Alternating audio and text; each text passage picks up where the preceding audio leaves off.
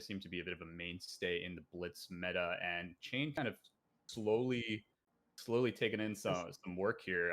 Be like tier 1, 1.5, definitely a bit more popular here. So just a small, I think it's only been one turn in the game, and we had the Chain player winning the role, going second, I believe, which makes sense in the matchup. You generally want to go second against a more aggressive opponent. And we do see Sharif did take a little bit of damage, and then on his turn, it looks like we're coming with a Valor Dawnblade. So here we go, all caught up, I think. I think so. I got a little intro here. I'll do it maybe after this round. A little break, a little bit of a little bit of background for the tournament here. So essentially, we got a little bit of time here. He's thinking about this Valor Dawnblade. So Rob, what are your thoughts on the Chain Dory? I mean, I think I would favor Dory here. But I mean, Chain, once you get those Soul Shackles rolling, you can get some crazy turns. I would say Dory is favored, but I would say that Chain has a very solid chance of winning this. Mm-hmm. Yeah, I do think the kind of the saving grace Chain has here is that carry on Husk. So whether he decides to pop it early, pop it late, that Husk, the Husk and Skullcap. Interesting. I think I see a Bracers of Belief in the arm slot. Okay, yeah. I'm making sure if I'm saying a Bracers of Belief, which is like totally okay. Instead of if you don't have a Grasp of Dark Knight, which is usually would be the choice there. Bracers is still okay. I probably would have went Iron Rod if it were me, but it's a good point. Yeah, I mean the extra damage could come in handy. Yeah, exactly. But we do have the Shadow Fridge instead of the regular fridge, as people call it, the Shadow Fridge, Chain Fridge. Yeah, I mean the Husk is so powerful. If you get caught off with a like a Supremacy and Domination turn, the Husk is just so powerful to stop them in their tracks. So I mean, I've played it several times against Dorinthia, and it feels so good to block with the Husk like early on. Yeah, no, for sure. It turns off their big reprise turns because it's straight armor, right? Yeah. Don't worry about reprise, block 6. The cover's usually Dawnblade plus the Supremacy 5 plus Iron Song Determination 6, right? So you get a perfect 6 block on that combo, which is nice. Yep, we did only see from the Chain player, we did only see 3 block on the Shot of Ursa, so he did take 3 there. So it was a Red Valor Dawnblade swing, so he did take 3. He is going to come in one more time, pitching the Out for Blood to swing it again. And then we do see a block with, it looks like a Plunderon and an Arknight Skullcap, so he is lower, so he is blocking for 2. Ooh, we do see the Iron Song getting over by 1, possibly. Oh, sorry, by 2, because he was only blocking by 2. 2 for Plunderon and then 2 for that's right. Yeah, it's not a 3 block. Yeah, so then it's coming in for 2, getting a counter on the Dawnblade, which is nice. Yeah, Sharif definitely trying to get tempo and stick with it. Go as fast as you can, because once Chain gets the Soul Shackles, you're in a bit of trouble. No, we definitely know that once Chain hits that kind of critical mass of 3, 4, 5 Soul Shackles, in Blitz it's a little bit different compared to CC. Would note that your decks are only 40 cards in Blitz, so we're looking at the definite possibility of just decking out and not doing enough damage. Sharif still has the full armor going on. Puppetry coming in. We do have puppetry. Really strong start to his turn. Yeah, we did see the Shackle actually pull the Riftbind. Fortunately, I don't know what color that is. It's a little bit cut off on the front. Yeah, it is cut off. I'm going to assume red. I don't know if you play. I guess you play reds and blues. You can play blues. You can also play yellows. Definitely in CC. I don't know about Blitz. As the players would indicate. Yellows are being. So he's playing the Riftbind, I think, for 5. Is it 3 + 1 + 1 here? So 5. Yep, 3 + 1 + 1. We do see a blocked 5 with the Courage and the Out for Blood, and then we just see a Nebula Blade here. Really interesting choice. I know in the beginning people didn't really use Nebula Blade; they used the Galaxy Black, but now they're understanding the kind of strength of 4. Go again with the shackle if they want. In this case, there is no go again. The players shackled the Riftbind. I'm just gonna call him Peter because I'm just gonna assume Peter. And he went with the shackle on the Riftbind, so coming in, and then the Nebula Blade, when it hits, it does have the nice on hit creating a rune chant, and 4 is not that easy to block. I mean, on hit is a really good combination. It is good. I think that Sharif isn't going to be. Sharif is not super worried about this. He still has 3 cards. He has a counter. I mean, he still has almost his full fridge up. So really, Sharif is just looking at putting as much pressure as possible. I would probably assume just like a pitch and swing, and then threaten a bunch of reactions, or just sharpen steel, just a casual 7. Yeah, we might see the Husk here, just because he's at 15 health. Taking 2 more health would bring him down below Husk, survivability HP. So He's probably use the Husk here. It's what I would do anyway. Yeah, So we'll see what he does. I would tend to agree here. I think the Husk is a really good play here, especially because Sharif did pull a nice one here, taking exactly the amount of damage to make sure Peter's Skullcap wasn't on, which is kind of nice. So good point. Yeah, both at 15, so he really can only block the 6, because otherwise he'd be able to block 7. Peter would be able to block the 7, full him out with armor, and then kind of force a non-reprised attack reaction. So it's kind of nice. Blocking the Skullcap? No, he took it back. I don't think he realizes he has a lower life. Yeah, he probably thought he was lower, but. I mean, the dangerous thing here is you're below 1 right now, so the Dawnblade will keep its counter if you take 1 damage, but you also want to block just to prevent that, but then you turn on Reprise. So exactly. It's a crazy balance to walk right now. It's like, do you play it and then, risk an Iron Song response? I don't know. No, I'd probably just take the 1 here. Yeah, 2 floating, 1 card in hand, the worst you can have is like a route if you block with a card that can be sent back. Otherwise, route is just a +3. But yeah. I think it really depends on Chain's hand here, but he's overblocking here. Okay, so he's taking into account the reprises. So that's probably gonna be a 12 block as far as I can see. That looks like 12. Yeah. So Grinthia is kind of missing 6 here. So I don't know if, or 5 rather, or 6 to damage. So she ended up ending the turn there. Yeah, I think that was probably a better play. Get the counter off the Dawnblade here. Sharif will arsenal his last card, and Chain will shackle a Mauvrian Skies and a Seeds of Agony. Seeds of Agony, always a nice card to see off. The best triggers all of the one of the best, if not the best. Yeah, for sure. I would say so. Yeah, because you can do, like maybe bounding for the free 4 damage. Yeah, it's so cool if you have like a Shadows bounding in hand. It'd be really nice. You just pop Shadow, put the bounding in the banish, and then woof, there you go. You just gotta give it go again, or be able to play non-attack action card before playing it. But not that hard with in a Chain deck. We're seeing the Seeds and Meet and Greet. Yeah, so if Seed does hit, Meet and Greet will gain the go again. So so it just he's taking the Seed.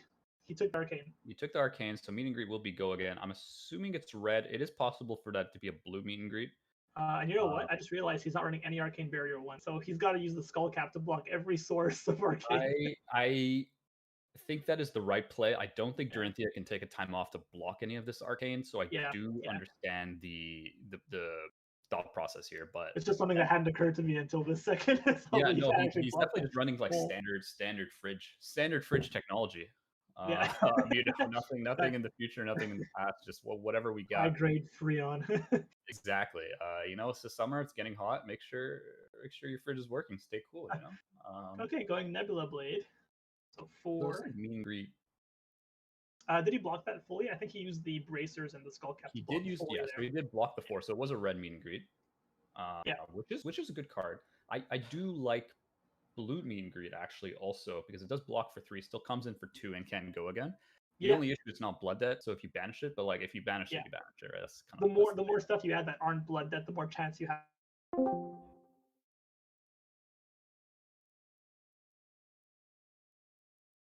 One pitch. We're going to pitch. It's going to be a bit delayed, but yeah, that's not a problem. Are the voices still active? I wonder if people can still hear this. I'm assuming. If not, we can keep talking to ourselves, and if people hear, that's great. And if not, we'll have a fun time together.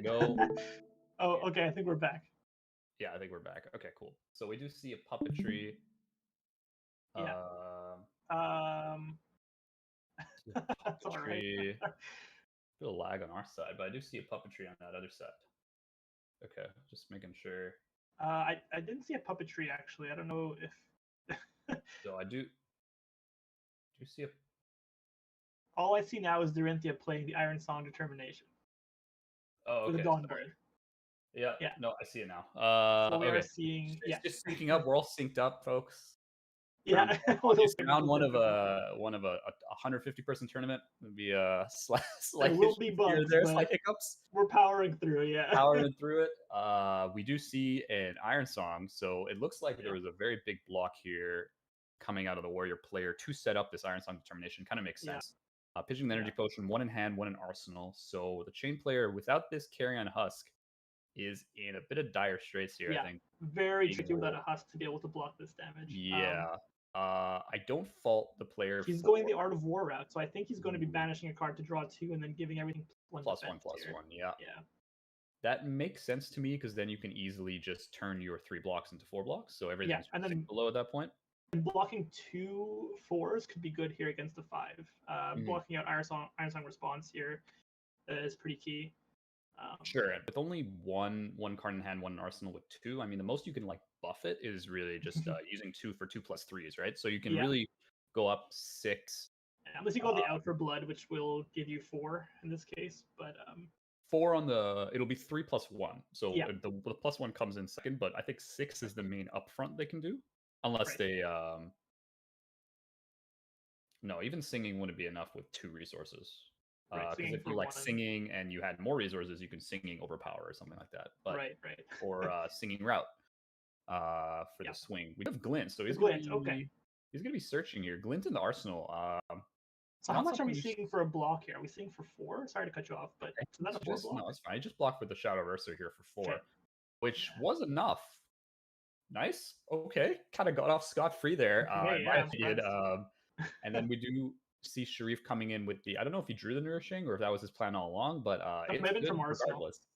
Either Glint was Arsenal or the Nourishing Glint was from Arsenal, and then Nourishing either was the card in hand or the card he drew. It looks like he's getting an excellent draw. Taking the 6. Yeah, okay. Now Drinthi with extra intellect, that is a scary thing. I have seen Sharif one time with 5 cards in this exact scenario a little while back, and he got extremely greedy, and he kept a lot of it, and how did that turn out for him? I think he slightly missed, but I don't think the other player was at such low armor as the other game. So I think he has a good chance here then with absolutely. I mean, he has 1 block with the Skull Cap, and that's it. We do see Art of War from the Arsenal. So he did get a Seeds. One thing to note, he got a Seeds from the prop. He did get a Shackle Seeds, and the other one was a Whisper of Oracle. Oh, discard. Okay. Double Seed. Okay. Now, arcane damage that's unblockable is kind of nice. You can kind of safely get your meet and greet go agains and your. Right. No, I agree. Plays with reality. I don't know, but yeah. You banish Seeds to draw 2. Is it not attack action? Yeah. That's a very good point, actually. I think the Unhallowed Rites was already there, so he must have misplayed there. You're right. And they're probably talking about, I guess they didn't catch it. So, well, we're hey, if they're okay with it. I mean, they're just here. We're just here, and they're gonna keep going. We're just here observing what's going on, and if they choose to keep this going, I guess that's okay. Yep, we see double Seeds coming into Shackle on Howling, so the Unhallowed Rites is going to come in for 4. Go again. He's going to take. Sharif's going to take the 2 arcane. Sharif's taking everything in the kitchen sink here. He will not block a single arcane. Even pitching 3 for 1 arcane block, unless it's for game, like you're not going to do that. Yeah. Skull Cap isn't even turned on right now, so he has no choice. Does Belief have Arcane Barrier? It doesn't, right? I don't think so. I think it's just for the attack buff. I don't think. I'm like sitting here. I'm like. Does that have Arcane Barrier? I'm just curious. I mean, obviously, it doesn't really. It wouldn't matter in this matchup, but yeah, no, I don't think it does. We do see Bounding. That's a Bounding. That was from hand. Okay, so it won't get the +1 from being played from Banish, but it will be coming probably for another 3 if it's red. I would assume it's red. Otherwise, probably just pitch and swing with sword. That's a good point. Yeah, and there's no go again unless he pops the Scalers. He might still want to go with the sword, although I think he ran out of resources. He pitched an E-Strike to do that. Yeah, probably a bit of a heavier red hand coming out from Peter here, but I think Scalar still being up is nice, and he's probably going to Sharif making sure there's literally nothing else coming after this. So yeah. I mean, this is Sharif's last stand. I mean, he cannot block Arcane Barrier. 2 Arcane is so easy to deal as Chain. Right. This is his last stand. Win here or lose next turn, basically. Yeah, no. I mean, Sharif's coming in with the 5 cards. He's down to 2. He's going to start with his Supremacy turn. He's going to crack Crucible. Yeah. He's going to swing for 5. Correct. And it's kind of nice that he still has Bolters up because he doesn't need to be like, he doesn't need to prove that he has go again. He doesn't need anything. He just. I know. It's actually rare to see Bolters up for so long. I would have cracked it a lot earlier. Yeah. Just to gain that tempo, but now. I think he was just kind of waiting for like a more decisive blow here, which he's looking to do right now. Yeah, he's got. The only thing that would be better here is a determination, which I assume he doesn't have because he would have played it if he did. He would have piled it onto that supremacy, yeah. Really no reason not to at this point. But I think we are going to see a block. Okay, he's just over blocking for 8 here. He's considering the 3 from, any kind of Iron Songs. I'm not sure if he played both. I think he's blocking for 9 here. I think Shadow Puppetry is 2. Is Shadow Puppetry 2? Yeah, it's a 2 block. Okay, so he's blocking for 8. And he's blocking for 8 on 5, so he's kind of like hoping he doesn't have more than like a +3. But I mean, Sharif's got 3 cards. Overpower would be so easy just to shove in there. Route over literally. Route, like any of his big attack reactions would do it. Yeah. So, I mean, Sharif's just sitting here slow playing, I think. But he's got to have some. I would assume you have at least 1 attack reaction if you took all that damage going down to 2, because he's playing using his whole hand here, I think. At 2, blue Vexing Malice is that's a route, I believe. Yeah, that is a route. Sending back the puppetry. So now he's blocking for 6. Blocking 6 into 8, I believe. Yeah, 6 into 8. So he's going to go to 5, take 2 from 7, which makes sense. He's going to draw. He's going to crack the bolters. Goes back to 3 cards because why not? I think with 2 cards left in hand, 1 being a 2 block, this is not looking very good for Chain right now. It's not looking good for Chain. The early Husk was awkward. I also think at this kind of level that Sharif is bringing, not having the grasp is hurting quite a lot because that 3 armor, 3 total armor. Exactly. He didn't even make use of his Braces of Belief here, really. Yeah. That should have been popped turn. Yeah, and armor just has like an exponentially good effect in a format where you only have 20 health, right? So 100%, yeah. Oh, especially against Dorinthia. Dorinthia is probably the best class to run armor against. Turn off for prize, get extra block. It's amazing. So we are seeing a Valor. So coming in, I believe, for 7 with that Valor. Or, no, 8. 2 from Supremacy, 3 Valor, 3 Dawnblade. And going for 11, that would be game. You just wiping off. Comes in with the 5-card hand. I mean, he had something left too. Who knows what he could have done with that? Oh yeah, probably 100%. Just Arsenal for next turn, but that's an amazing 5-card turn. It's definitely hard to like not assume that he has at least a couple attack reactions in that kind of hand. You had to assume that. Taking damage with 5 cards in hand, like just having 5 cards in hand, even if he couldn't play them, like there's guaranteed something in there. No, 100%. So congratulations to Sharif taking down round 1 of this event here. So let me quickly shout out this intro here, but before I outro. Make sure I wrote it down anyways. So hello everybody and welcome to the Red Riot Conquest event, where we have 150 players from 20 countries. 20 countries around the world. I wasn't expecting that many countries. I'm not gonna lie. Same. I was thinking like 5 next, but that's amazing. Yeah, we got featuring the likes of a couple of New Zealanders here, Mr. Dan McKay. A lot of recent top 2. I think he was a finalist in the last 2 big events here, the ProQuest, and then he had a big showing on Prism at the one of the big Armory events. I think also down there. We have Mr. Jesse Watts, the Wizard Master himself. Isaac Olsen. We have Sharif, of course, who we just saw putting on a bit of a clinic on Dory. He's the recent 1000 EXP winner in UK. Yeah, right? the first. You can see a nice article with his nice suited up attire, like coming in. Yeah. Right on the Fat TCG website. Yeah. Yep, we have a couple big Singaporean hitters here. We got Gino and Eugene coming in from Singapore. Of course, there's a lot of players, so I can't mention them all, but just a couple of highlights there. Big ones here. Hong Kong, we got Kelvin and Galaxy Yang, because I don't know, it's such a good name. So why not mention that? Yeah, a couple big American names. We got David, Tower number 9 Kingsley. We're gonna see a report on this, whether we like it or not. So be sure to check that one out after. Mr. Rob Saigal, Talarian dropouts coming in hot here.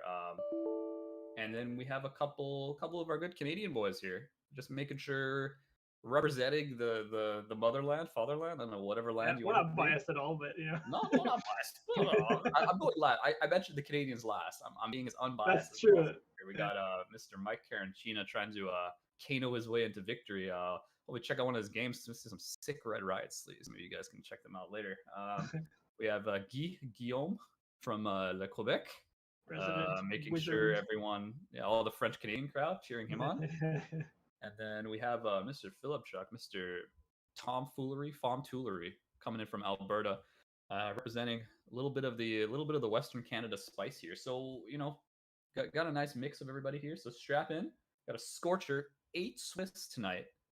8 Swiss tonight, tomorrow morning, afternoon, wherever you are in the world. 20 countries, of course. Yep. Into top eight, $5,000 in prizing. This is a 5K event here, and the bragging rights to win one of the biggest non-LSS sponsored events out there, because I don't think there is anything close to this as far as pricing and scope. As far as I know, no. So I'll be one of your hosts for the morning, day, evening, whatever, depending on how long you decide to join us here, wherever you are in the world. Games. Yeah. And I'm joined today for the first couple rounds here by Rob, BGS 10 Shard McCauley. If you don't know who he is, take a good hard look at Saints YouTube videos. If you squint in the far corner there, you see a 10, a nice BGS 10 Shard in the background, and that is Rob Shard, just smiling back. I still look at it fondly. Look at it fondly, smiling back with the Canadian spirit. Yeah. And that's what we got here. So that was round number 1 here, and a couple. Anything kind of your noting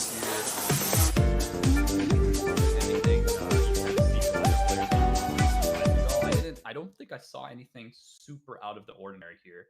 Traces of Belief was the one thing, I think, but in terms of the decks themselves, nothing struck me as out of the ordinary.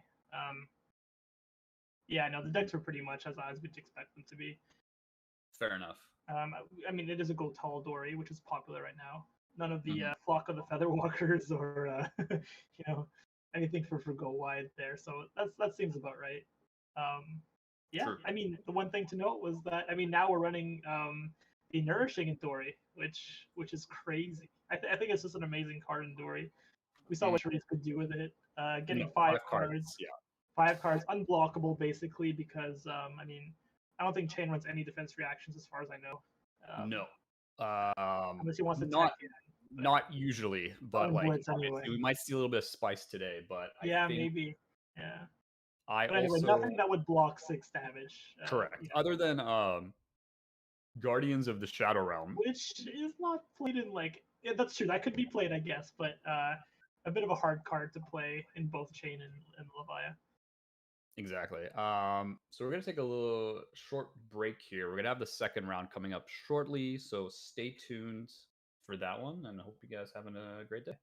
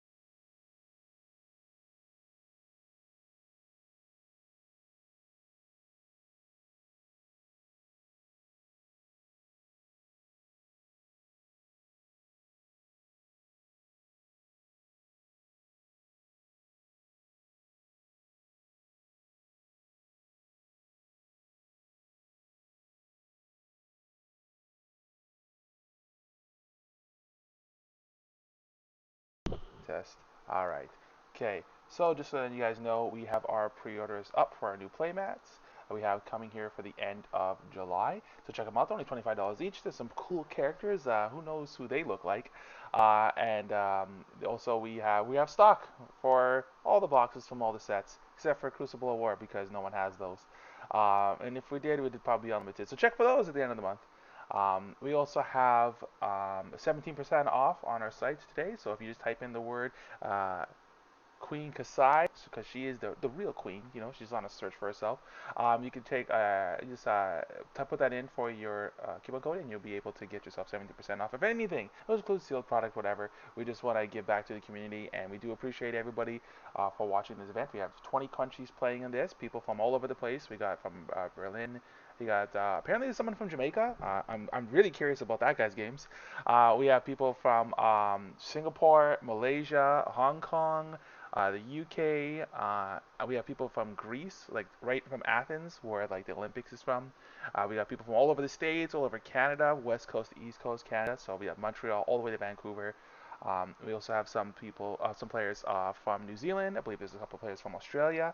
So I would say the most international event that we've hosted to date, and we're really excited and proud to be able to host this event for you guys today. And we're hoping to bring lots of top-end talent.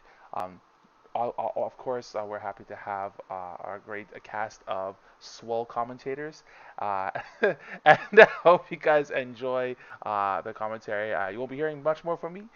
So with that said, we're going to take a look to see where our rounds are. We should be coming to an end here in about 2 minutes, and then we're going to have some more top-end matches for you guys. So just enjoy these sweet ads as we play some anime-esque music while we wait for the round to be over. All right, take care.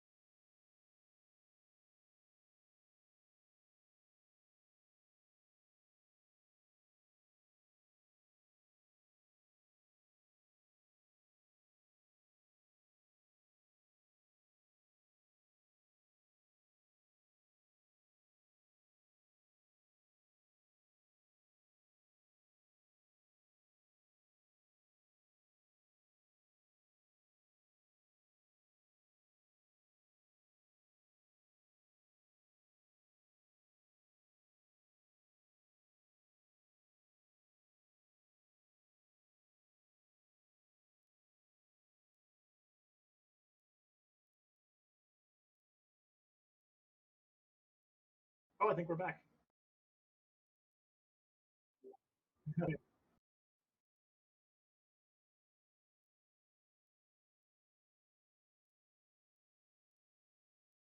Okay. And we're back. I believe. Pretty sure. 99% sure. Yeah, I hear us on stream. Hey. Okay, cool. So apologies for the delays, folks. As you can imagine, very big tournament. Gem maybe not expecting this many people, and with the drops and people not reporting, of course. It will get smoother as time goes on, as of course it'll be a bit more streamlined as we'll get a little bit less people, and then things like results and such, and people dropping will be less frequent. But apologies for the bit of a delay here, but we will be loading into round 2 shortly. We do have a bunch of players finally submitting their results now. So, I mean, we've only seen one round so far, of course, but yeah, it's already looking kind of spicy. I mean, we got a pretty nice table, that's for sure.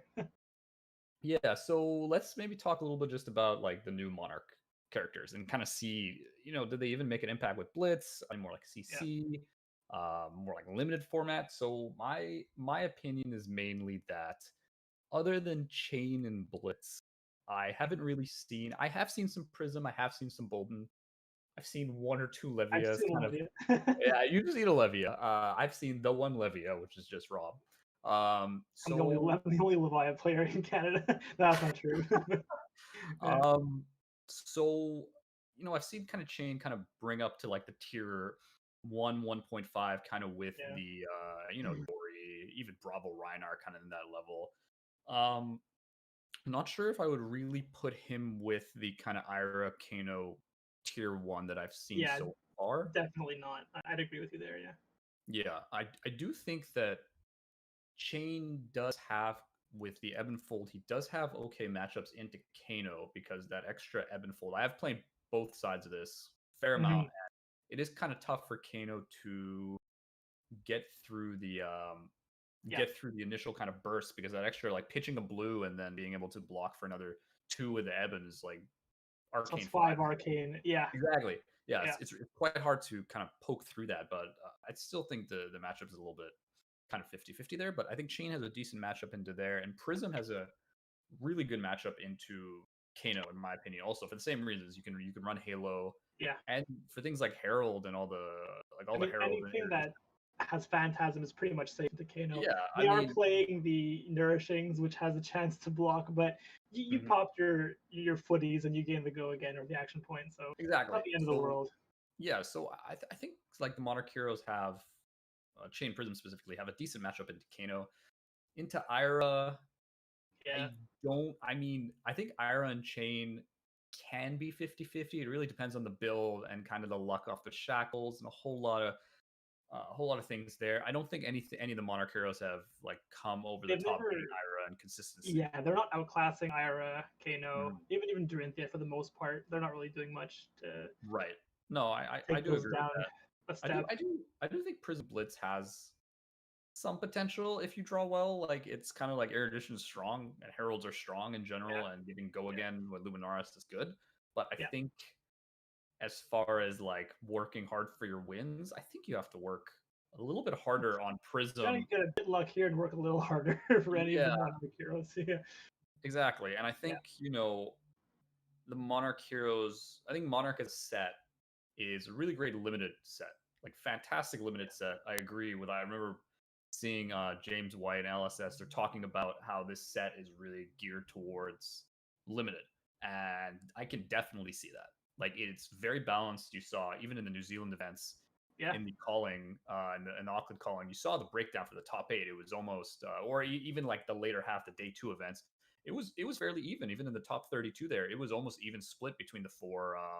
It's just you draft it and you can get a good deck regardless, depending on like what you see is open, what you kind of play styles around. And I think the kind of strength of the limited Monarch format really bodes well for things like bigger limited events, especially, and kind of looking towards Kingdoms to see those limited events for especially the calling, the U.S. callings, and maybe a Canada calling or two, and then one day.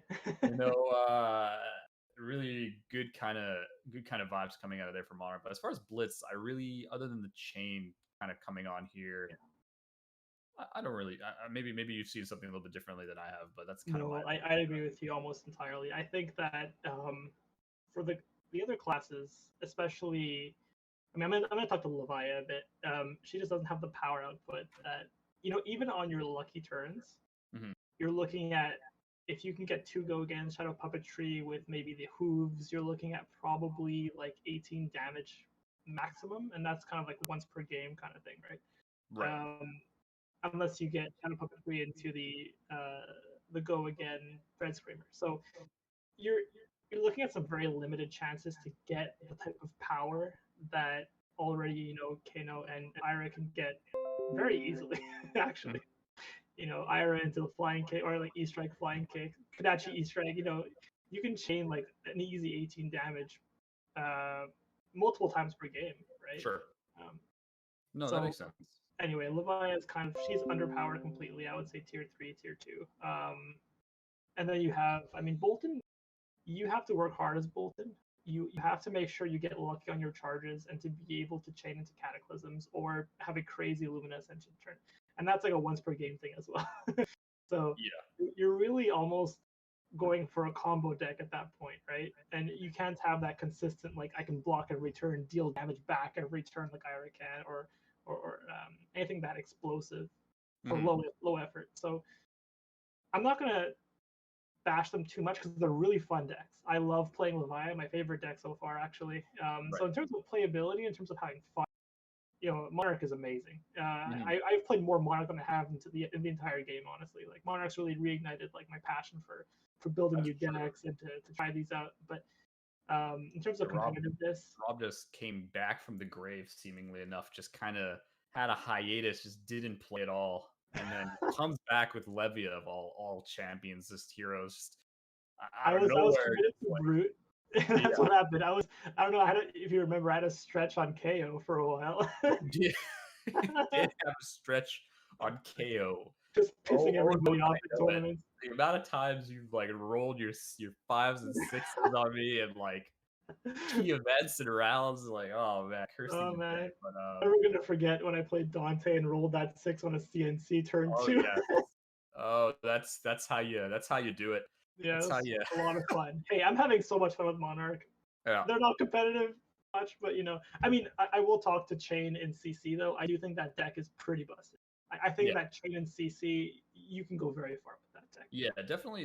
Like rolling into the CC meta, we have kind of the road to nationals slowly being unveiled throughout the world. Really, just like every country, including Canada, slowly being unveiled. I think stores have until the 30th for the most part to kind of put their events, which will be mainly in August. I think it's July 30th to September 5th is like the Road to National season, somewhere around there. Yeah. And I think, and that'll be all CC. So we'll really talk about kind of the Road to Nats, Nationals, and people slowly transitioning out of, I don't say out of, but transitioning their decks and maybe looking to more kind of CC oriented decks. Is of course the calling main event in Vegas, in the US, and the calling main event in Orlando.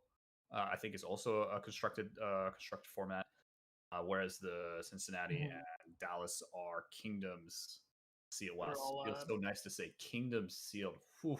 Yeah, sealed and draft. That feels nice. It does. So. Looking at the CC meta, I guess I think that's where Monarch definitely adds a little bit more kind of diversity in there with Prism running not Luminaris, sorry. Oh, the weapon Luminaris or Iris builds, like depending on how you want to go, you can do a Luminaris or Iris. That weapon's so cool. When I first saw it, I'm like, that's so cool. You have the chain, of course, as you mentioned. DC quite good.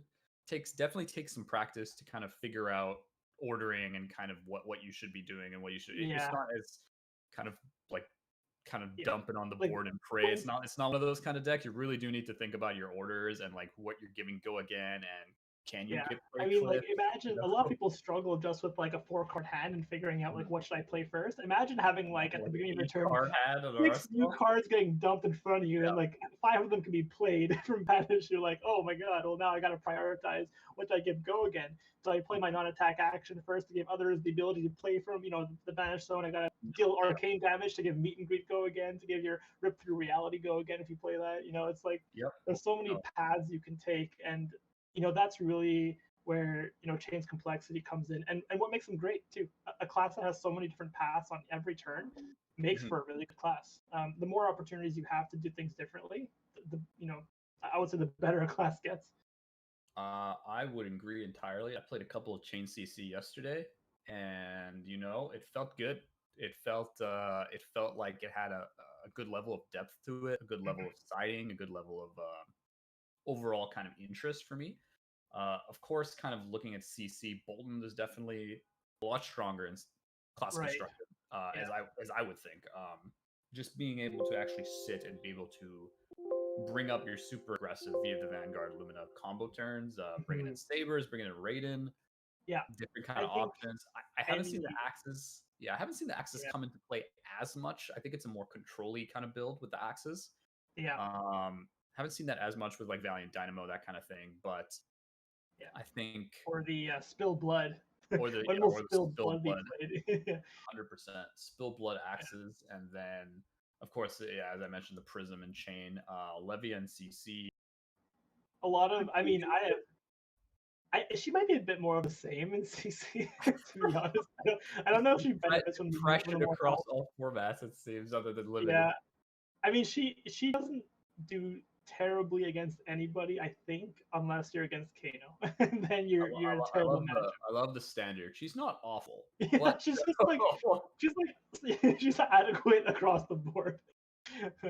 Unless you're playing against Kano, then you have to like just send the meat axe every turn and hopefully get your graveyard to a point where you're not dead first of all, and then you can utilize your graveyard to do like at least 12 damage a turn, right? So she needs some work, but she's a lot of fun. No, I definitely agree that she might need a little bit of creative building to really. Yeah, I mean, I think something maybe to send cards from your deck to the grave would be awesome. Like a card that, like maybe an attack action that mills cards to the grave, something like that. That'd be really good. That makes sense. Who knows? Kingdoms might be the set. That's true. I think Kingdoms will be also a very good limited set, and hopefully kind of bring support to some of the heroes that really didn't get it in the Monarch set. Maybe Ninja, maybe Bravo or something, or like Guardian or something like that. It really depends on what they want. I don't know if it's going to be like a similar kind of look as Monarch, or they're just going to go something completely different. Jordan's commenting here: is the Azalea Bay of Monarch? The Azalea Bay of Monarch. Yeah, I wouldn't go that far. I think Levia is. I think the mechanics just require a little bit of kind of, especially in CC, your siding is just super specific. I feel like you do okay into Levia, I guess, into like Herald, and really it's a matter of what else are you supposed to be siding here? What is how do you not just like deck yourself? Like how do you not just miss, right? So, it's Azalea. It's gonna be interesting to see what the sideboards look like for Levia and for some of the Monarch heroes. Because I haven't played much CC, to be honest, and I'm wondering how I'm gonna craft that deck just to do well against the top CC heroes. Like I guess Bravo is up there. Got Dorinthia again, Chain. So I think exploring the sideboard again will be a lot of fun. That's something I haven't done in months. Like CC has been on the back of my mind for so long. Fair enough. We're getting to the end of the reporting here. I'm just like looking at it's like Gem just missed. Like having a bad day. Yeah, Gem just missed a whole bunch of game reports, something along those lines. So we're slow. We're coming, going as fast as we can here. Talk a little bit about the calling events and the Road to National events, because that was a big reveal pretty recently. Having 4 calling events kind of makes sense U.S. is a big country, of course. And that was the right place to put it. If you had to put it somewhere in the world that's not New Zealand, I would say go for the U.S. first, and give Canada some love afterwards. But the U.S. makes a lot of sense, and we're not all that far away. You know, like for us, U.S. makes sense. Like, you know, we wouldn't fly to New Zealand every time, but the U.S. like, you know, quick flight and you're there once the border opens up, I guess. But exactly. I think that it's fine, and it makes a lot of sense in my. Yeah, looking at the Vegas, Dallas, Cincinnati, and Orlando, which is going to be a doubleheader with the U.S. Nationals event. So a nice mix, and then of course the Vegas and the Orlando event being class constructed for the main calling event, and the Orlando one will be Kingdoms class constructed, whereas the Vegas one will be Monarch. And then the two middle events being Kingdoms sealed draft, kind of limited format for the main event. So, which ones are you going to, Rob? I think if we had to pick a place, it'd be the Vegas one. I don't know if we'd go to all of them. It would. I mean, I've got a dog and my wife. Only one crazy Canadian that I know would actually consider going, let alone buying everything already. To all four. Yeah. I mean, it's not, you know, it's just a matter of like, I think some of the events personally, I'm definitely going to the Vegas one. I've already booked those tickets. Yeah, so I'm still on the fence. I gotta talk to the one. I talked to her as far as I'm telling her I'm going. That was about the limit I've said. Yeah. See how well that goes when I come back, but it's a matter of Vegas, at least for me, since I'm on the West Coast, is much closer. It's about that's right. Yeah. So 300 something. It's a lot more doable than flying out. Even though flying out is fine. Looking at maybe Cincinnati or Dallas. Not really sure which one yet. Yeah. Orlando's a little bit on the far side for me. Probably not Orlando, but yeah, looking at least either. I'd consider one of the Kingdom sealed tournaments actually. So I'm looking at least one of them. I'm just not sure which one. Yeah. And I'd probably pick the ones that are more spread out. Like I wouldn't want the one that's closest to the Vegas one, just to kind of spread out my vacation days. Yeah, which is looking like Cincinnati, right? It says looking at I think it's probably looking like Cincinnati. Just that might be the one later in the month there. So the Vegas event on Friday. I just had a question on Friday. Is the world premiere Kingdom Sealed event, where I think there's a mat you get for that event, and you get tickets based on. I'm in. Yeah, you get tickets based on how many games you win on that event. So it's for a draw or sorry for a draw, like the tickets. Oh yeah. No, for a prize wall, for the prize wall. Oh, okay, nice. For what's on the prize wall? I have no idea, but it's a prize wall. Old heroes, come on.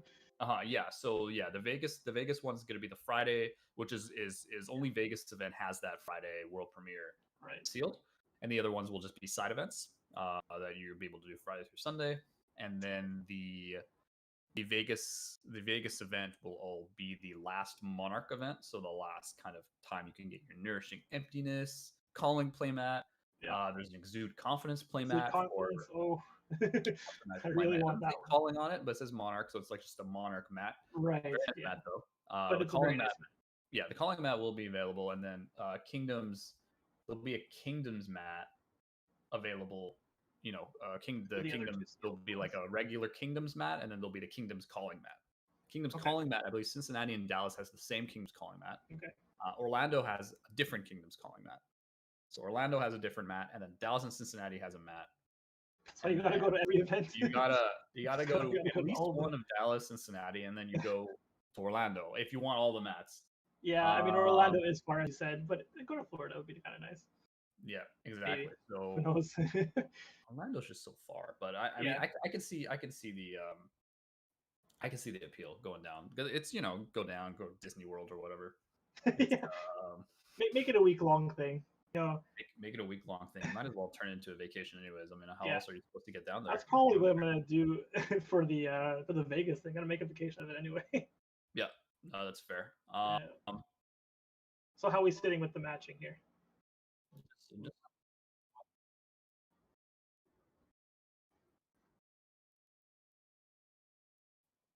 I love it.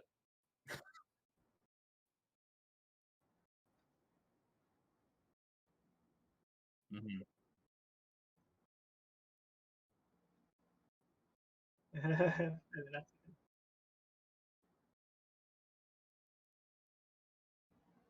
Fair enough. yeah, we'll hang tight. Yeah, one game left. No problem.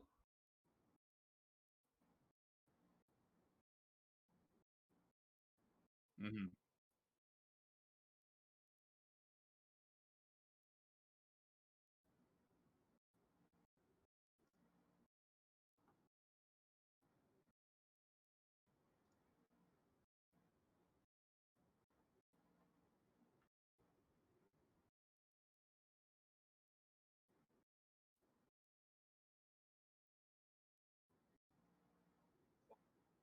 Come on, Jem, you can do it.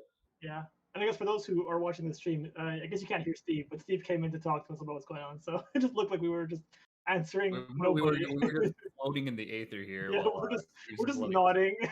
We're just like, We yep, got some music going, just nodding and not doing anything. we are Yeah, we no, are preparing Steve next is giving round. us an update. Yeah. It wouldn't be a large skirmish event with a very large delay. So you know what? This is Par for standard. the This course. is standard stuff. Yeah.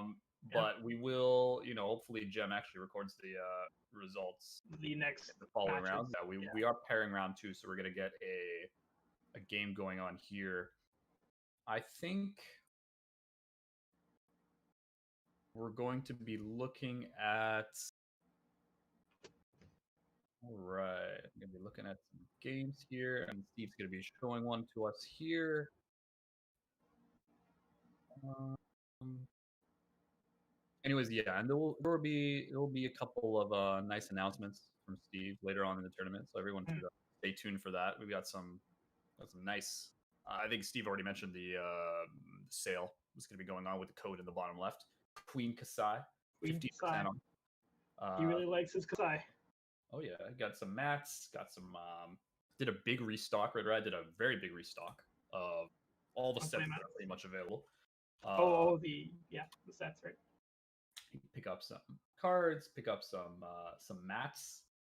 Everyone loves the mats. The affordability is kind of key. And you can pick them up for $25 a pop now, 25 Canadian. So that's like $5 American, something like that. You gotta look at the conversion rate.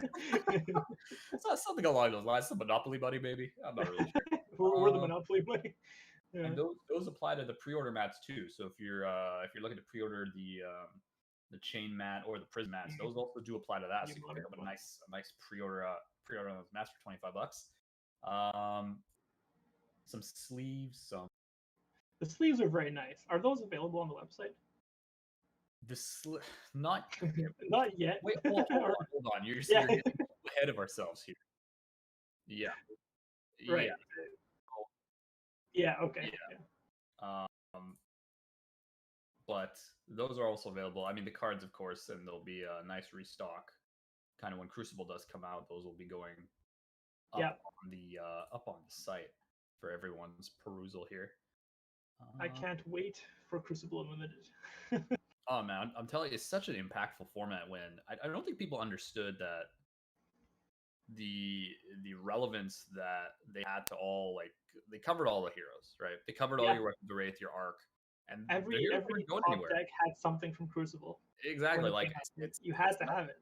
Like Monarch didn't just displace all these heroes, right? I think some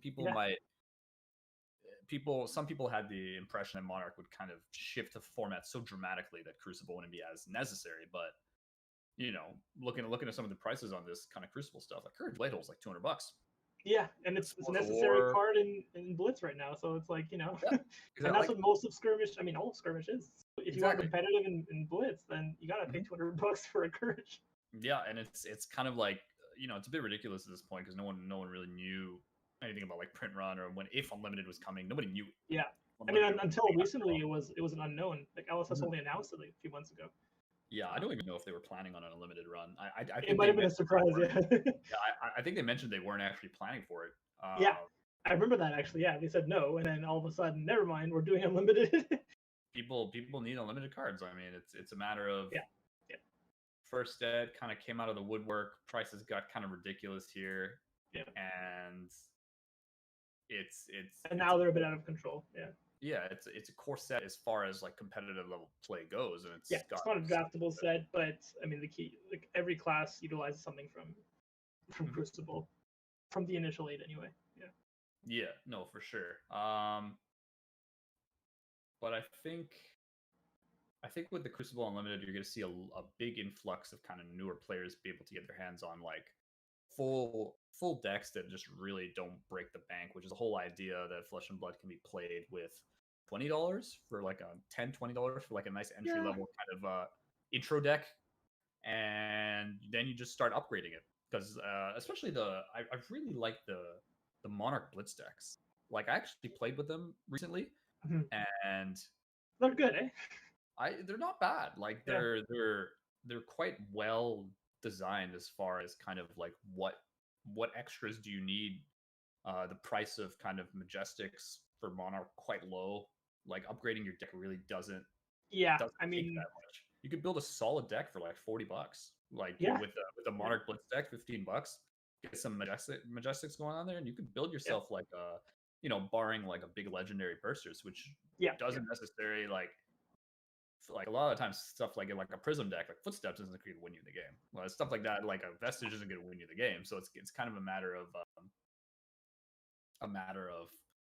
picking and choosing like the big upgrades, like all the Majestics and like some of the rares and stuff like that, right? Which are fairly cheap in the unlimited set. Oh yeah, like maximum a few bucks for some of the, maybe like Soul Reaping would be like $3, but like the rest are like sub $1, and I mean the Majestics are probably ranging between like 5 and 10, I would say.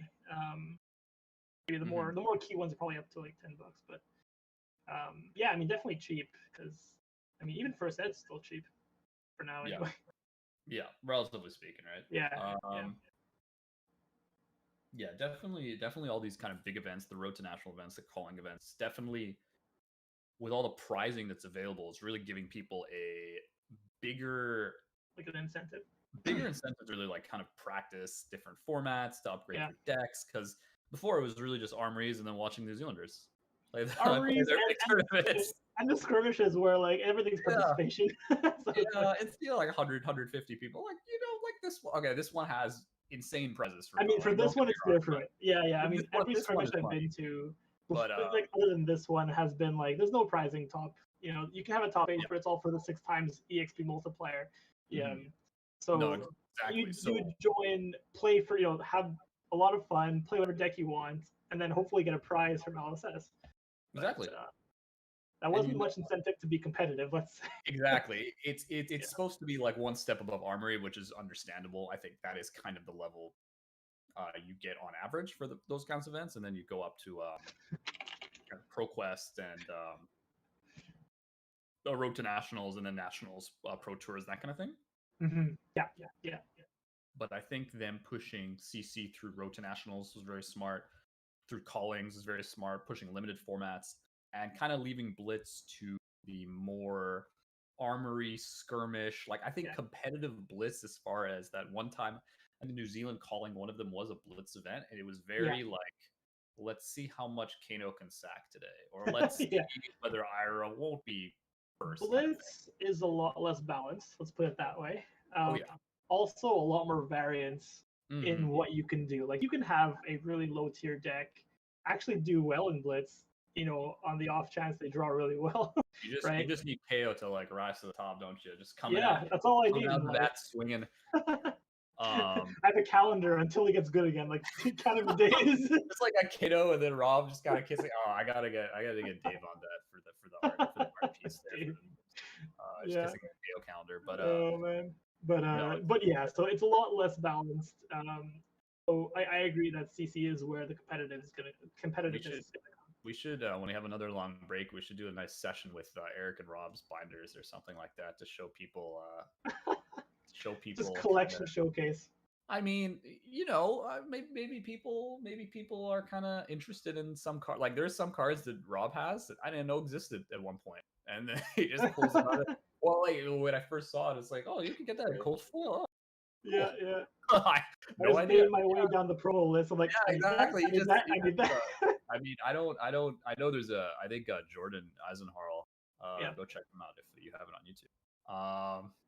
Did a nice session with Rob's collection a little bit a while back, and it was impressive. I'm not saying my collection is anywhere near that, but You've got some nice stuff too. I've got some nice stuff, but I feel it's just like a matter of like both myself and Rob got into this game very luckily, like quite early compared. So I think I got in and before it even released in Canada. during the release of Arcane, I think pretty much March 2020. The official release of Arcane. Yeah, that's right. Yeah, that's when I got in.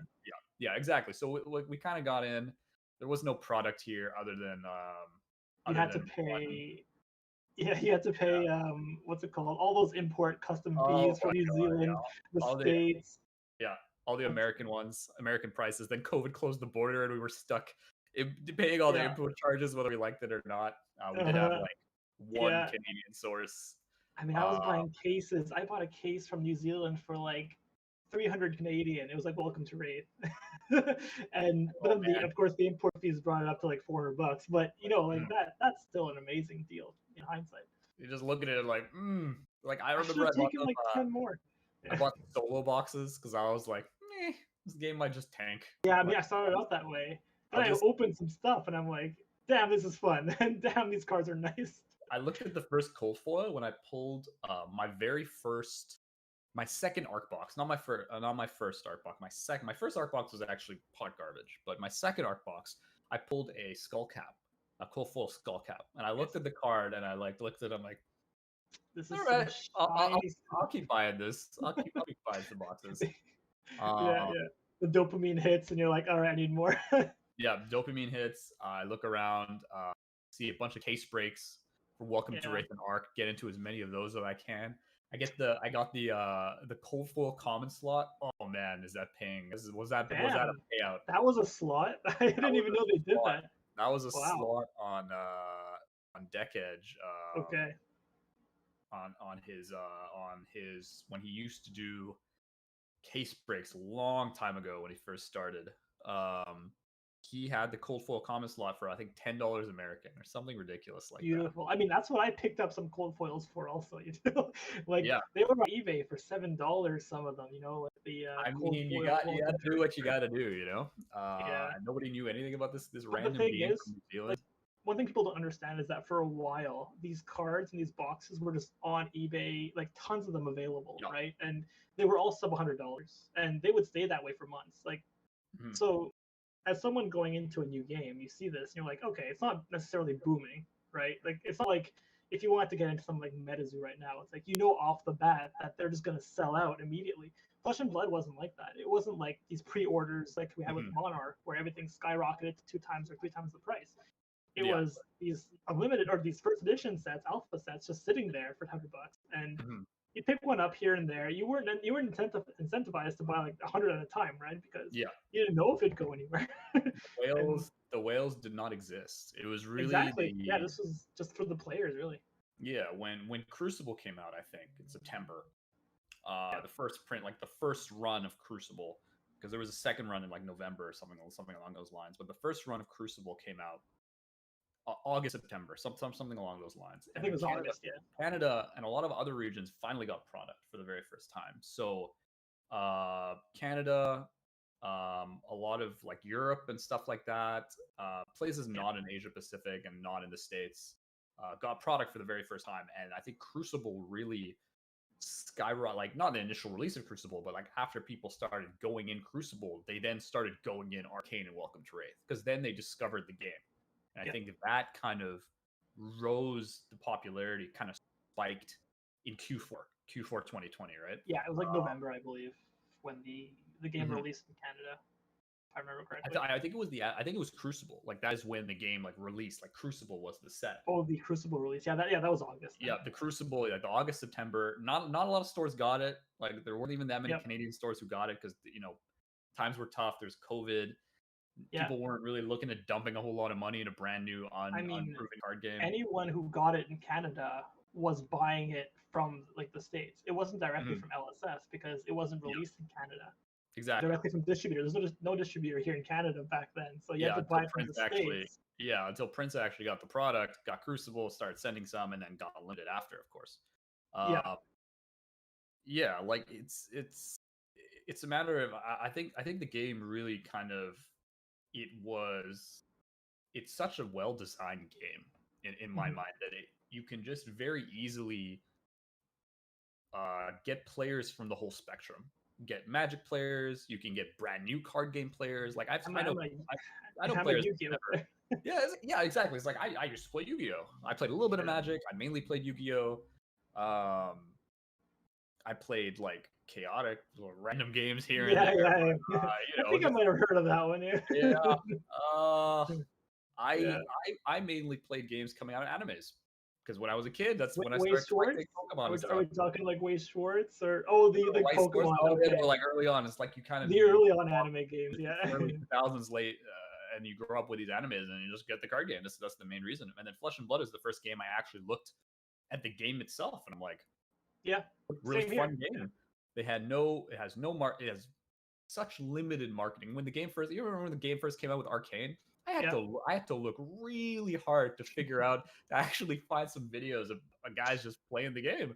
Yeah, that was not common back then, and even today, there's not a whole lot of videos out there of gameplay. I'm looking for them. I mean, like I'm trying to find them. They had their limited budget.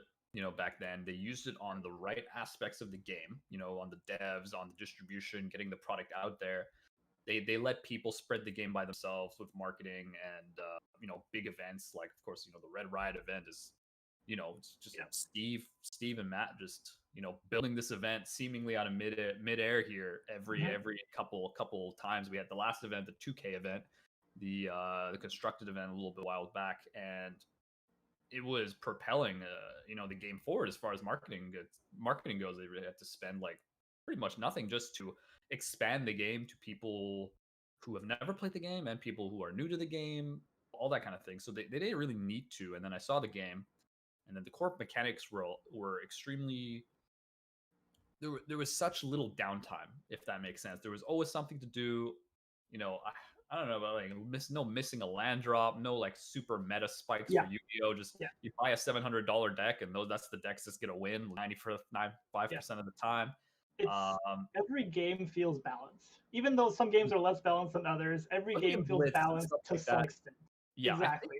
I think like CC, the fact that you can play pretty much any hero in CC and have a competitive chance of winning. I mean, people will argue that some are just inherently stronger, which that's based true. on the cards, but that's like a statistics thing, right? That's like if you've played 100 games, they'll win maybe 60% of the time, sure.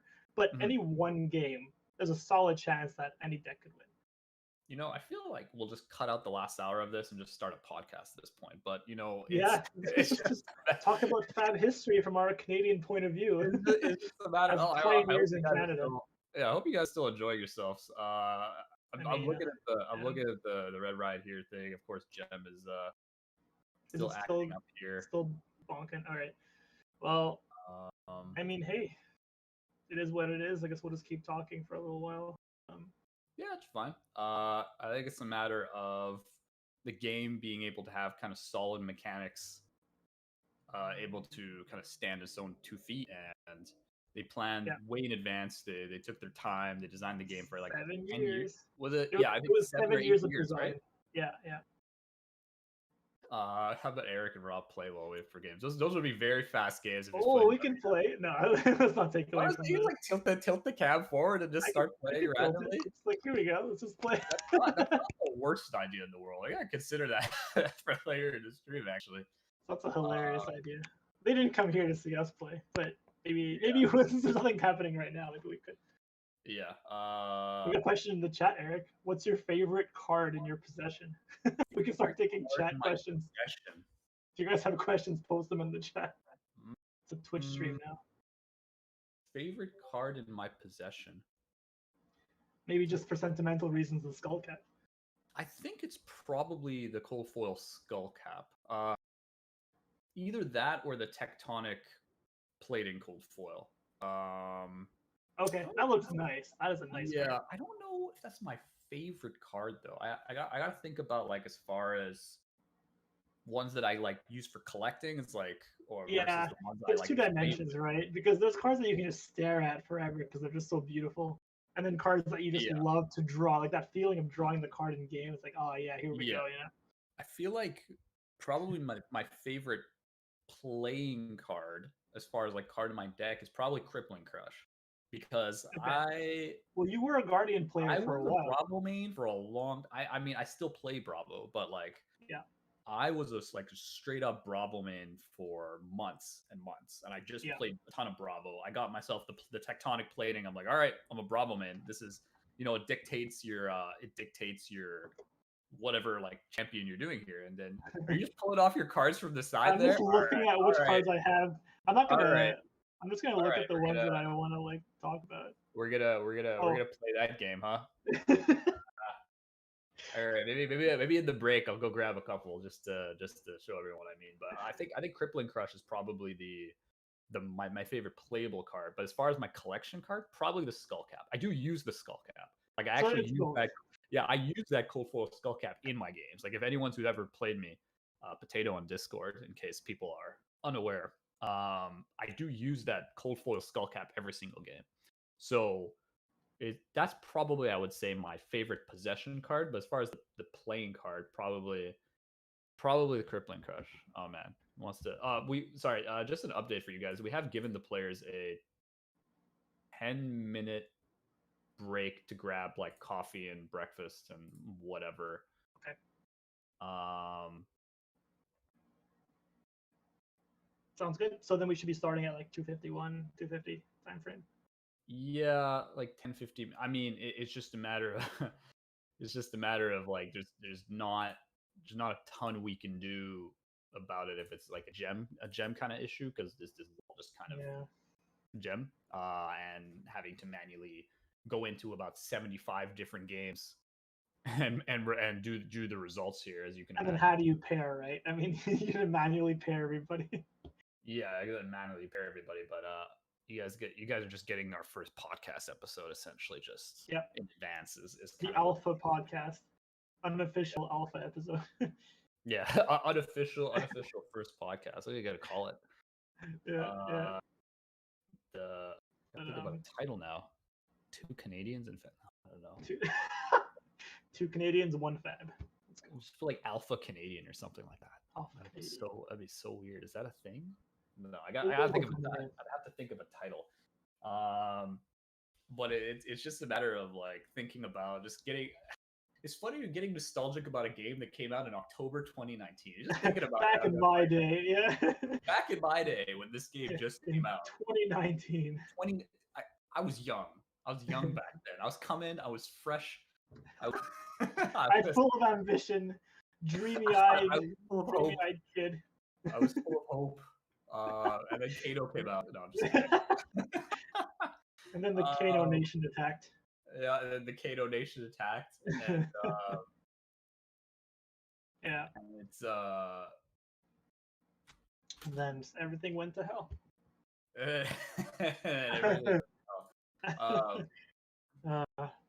But yeah, no, I think definitely this game, for me at least, it was a matter of, I used to play some competitive Yu-Gi-Oh! I say competitive, I wasn't like super good or anything. I went to a few regionals, but I never made it out. I got one of those mats somewhere. Yeah, I ended up selling it because I had one of those do you remember the Judgment Dragon mat? I know we're getting way off topic here. Yeah, people here don't want to talk about Yu-Gi-Oh! Yeah, but I do know the championship match. That's one of my favorite mats, actually. So I had the Judgment Dragon mat, beautiful mat. Sold it because money is good. Needed money at the time, and ended up selling that Judgment Dragon mat. Kind of regret it, but also not really. I don't know. It's kind of mixed feelings. Anyways, point was like I played a little bit of competitive Yu-Gi-Oh. Played some, chaotic. No, not really. I wasn't super competitive into Magic. I didn't really go into any GPs or any of that kind of thing. I was never really that into it. How much is it now? I have no idea, and I don't want to look at the price because that would depress me greatly. So I'm gonna ignore that one. Don't look back, man. Don't look back. It's a rare mat. It's an expensive mat, the Judgment Dragon mat. I'm gonna look for you, and I'll burst your bubble. Right. I know it's a Darkon Dragon mat too. That was around the same kind of time period.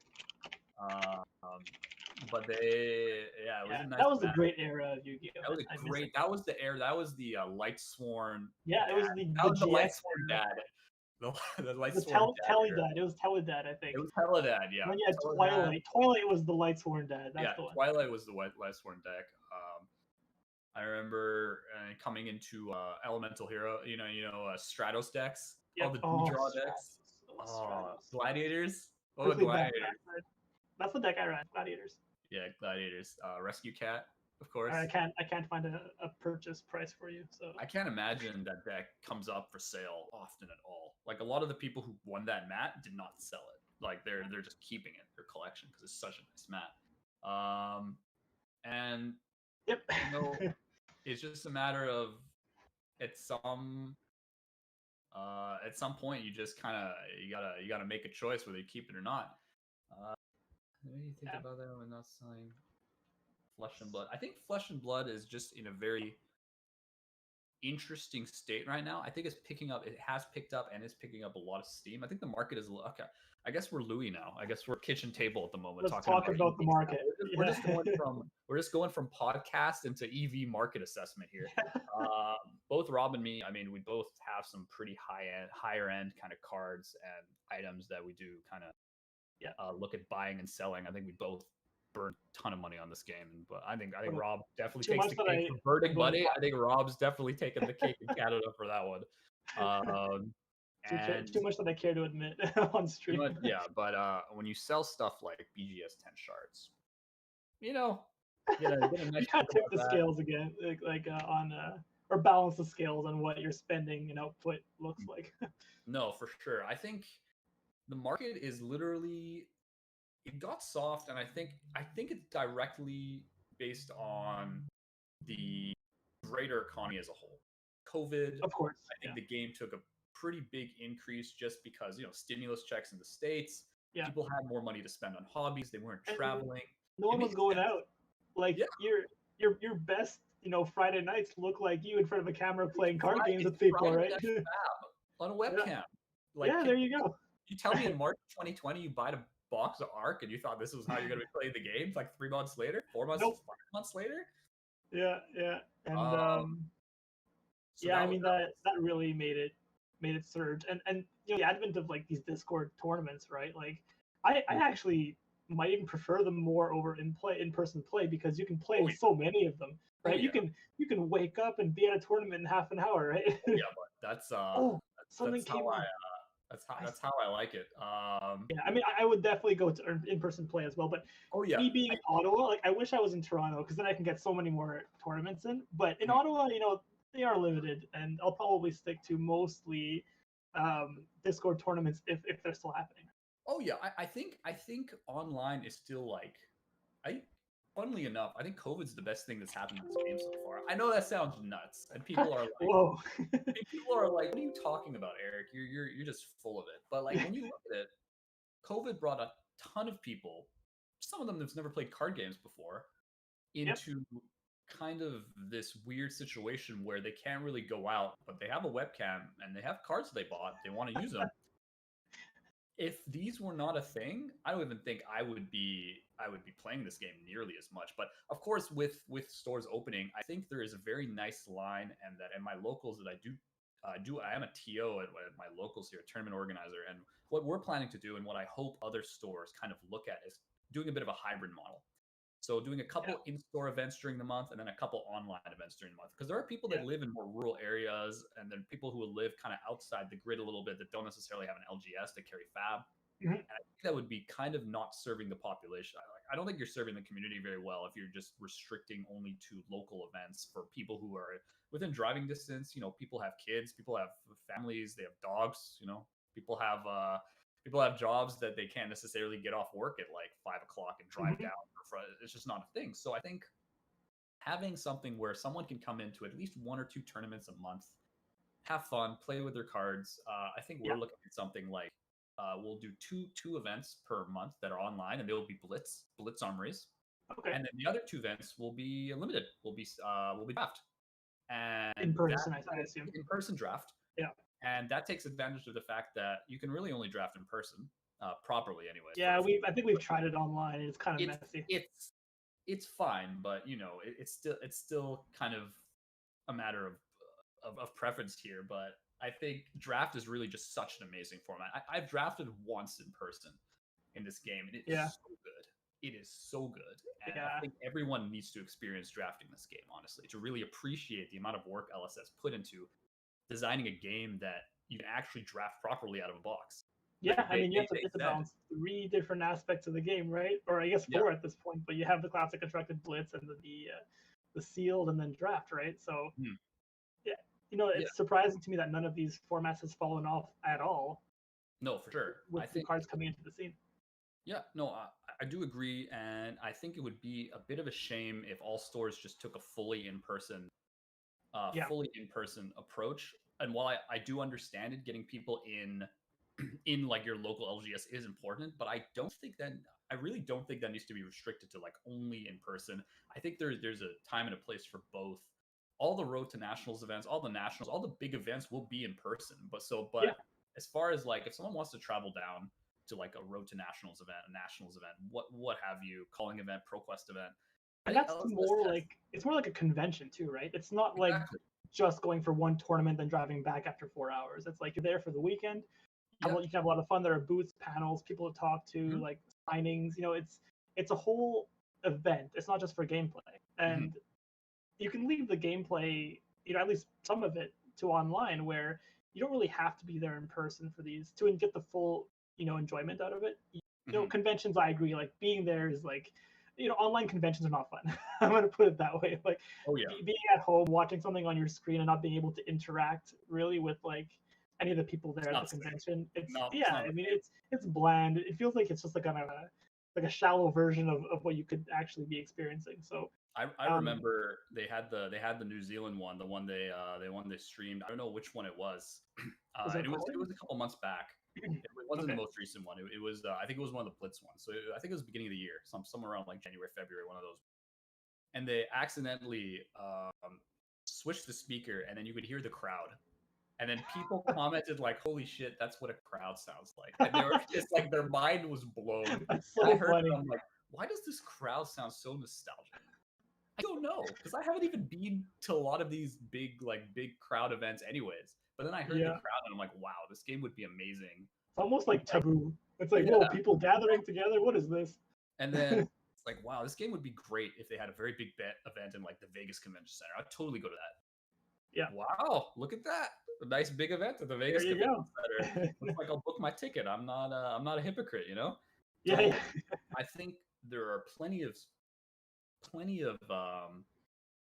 kind of opportunities to play in person that don't need your locals kind of jamming it in every single week.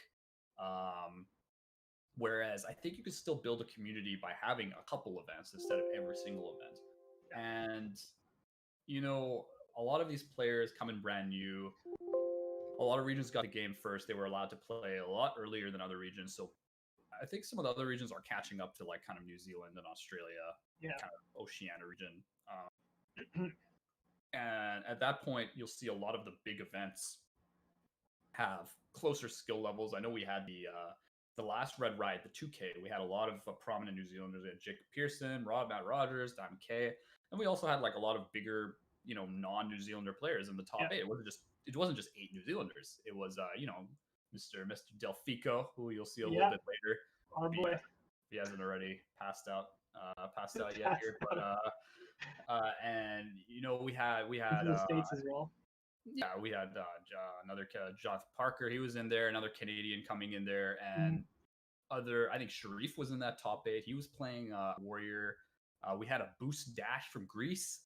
Something extremely random. I remember, and I think a lot of these players gave him a run for their money, and we had really good games. The acknowledgement that it's not just kind of New Zealand on this pedestal up here, kind of Matt Rogers' face looking down on everyone from the rafters here. I think slowly the regions, as the game goes on, more and more these callings, these roads, these nationals events, I think we will start to see more competitive games between kind of multi-regional international events, which is extremely healthy for the game. Like this event had 20 countries coming in, 150 players. Of course, this Red Riot Games event but here. there's a lot of kind of money on the line for the event, and so it's looking like,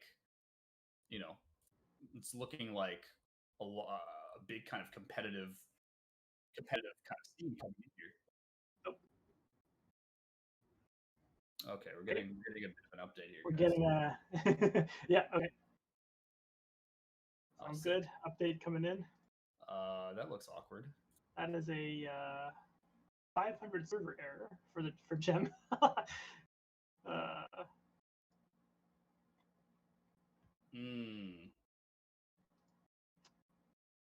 Okay. Okay, they're almost done. They are almost done. Gem decided to explode, it looks like. Okay, yeah. So and they are going to be manually repairing. Now I'm going to recreate the event and manually repair. Apologies, but it's a good thing me and Rob are here to kind of entertain. Help.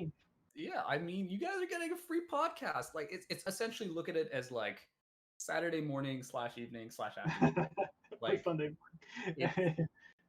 You're getting entertainment. You're getting some games.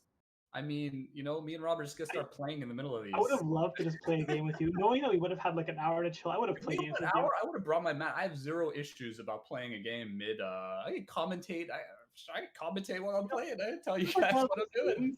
It's like one of those things where, I wish in the Olympics they would show like some random dude competing with the Olympians. Some dude pole vault in the corner. See how bad they are compared to the Olympians. That'll be. I mean, we're not bad players, but it'd be like hilarious just for us to compete amidst these like really good competitors and see how we'd fare. But fair enough. I would have definitely played a game with you in hindsight, knowing that we would have had an hour to chill. But I'll bring out some cards. Rob will bring out some cards. We'll show off some. Want to see some cold foils? Okay, tell you what. I think we got a little bit of time. Rob, you start. I'll be right back. Am I just gonna show my? Oh, you kind of left the stream. Oh, I didn't leave. I'm still here. I just turned the camera off. Okay, so just so you know, the camera's all messed up because you turned yours off. No, but I think if I do this, it'll be back to normal. Yeah, we're good. Yeah. Okay. I'll be right back. Okay, we'll just wait for Eric to come back.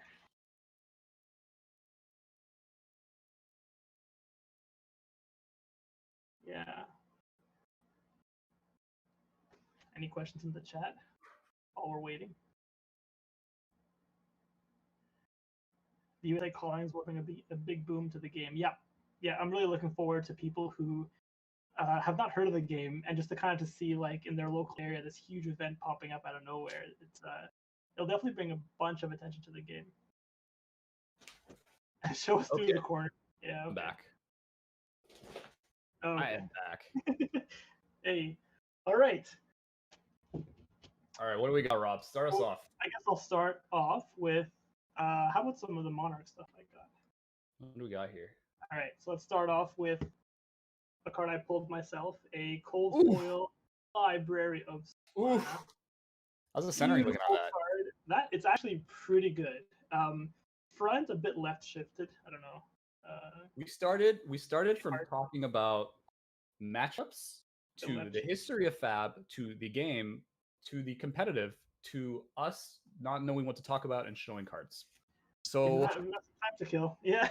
So for anyone watching now, we shifted into just showing off our collections. Yeah, people are like coming in and be like, "What are these two idiots doing?" Two guys it's like, ooh, there's a link for some gameplay. I'm gonna watch that. He's a Library of Solana.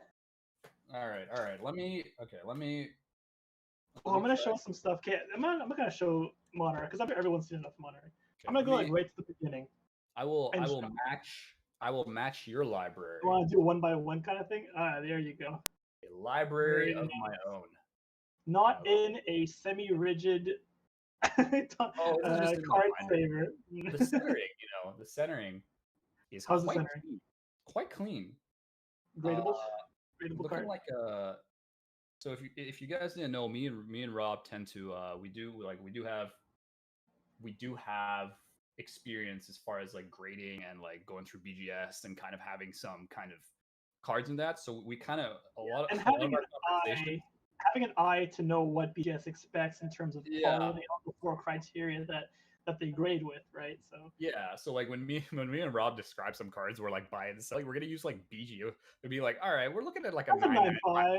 That's a quad. Here, so you know. Hey, Dave's joining us and holding up his library card. Very nice. The centering I think is actually looking super clean here. I think the corners were the one thing I was a little bit awkward on, but.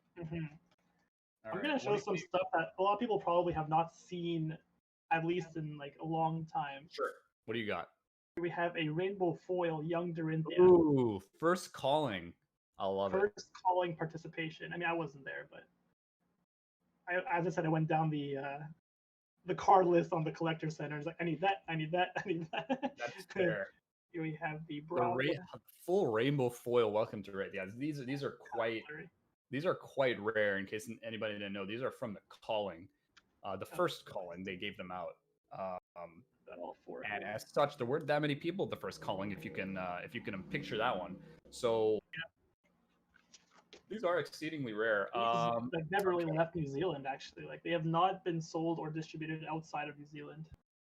Oh, I don't know. Like I can't officially anyway. Can't really.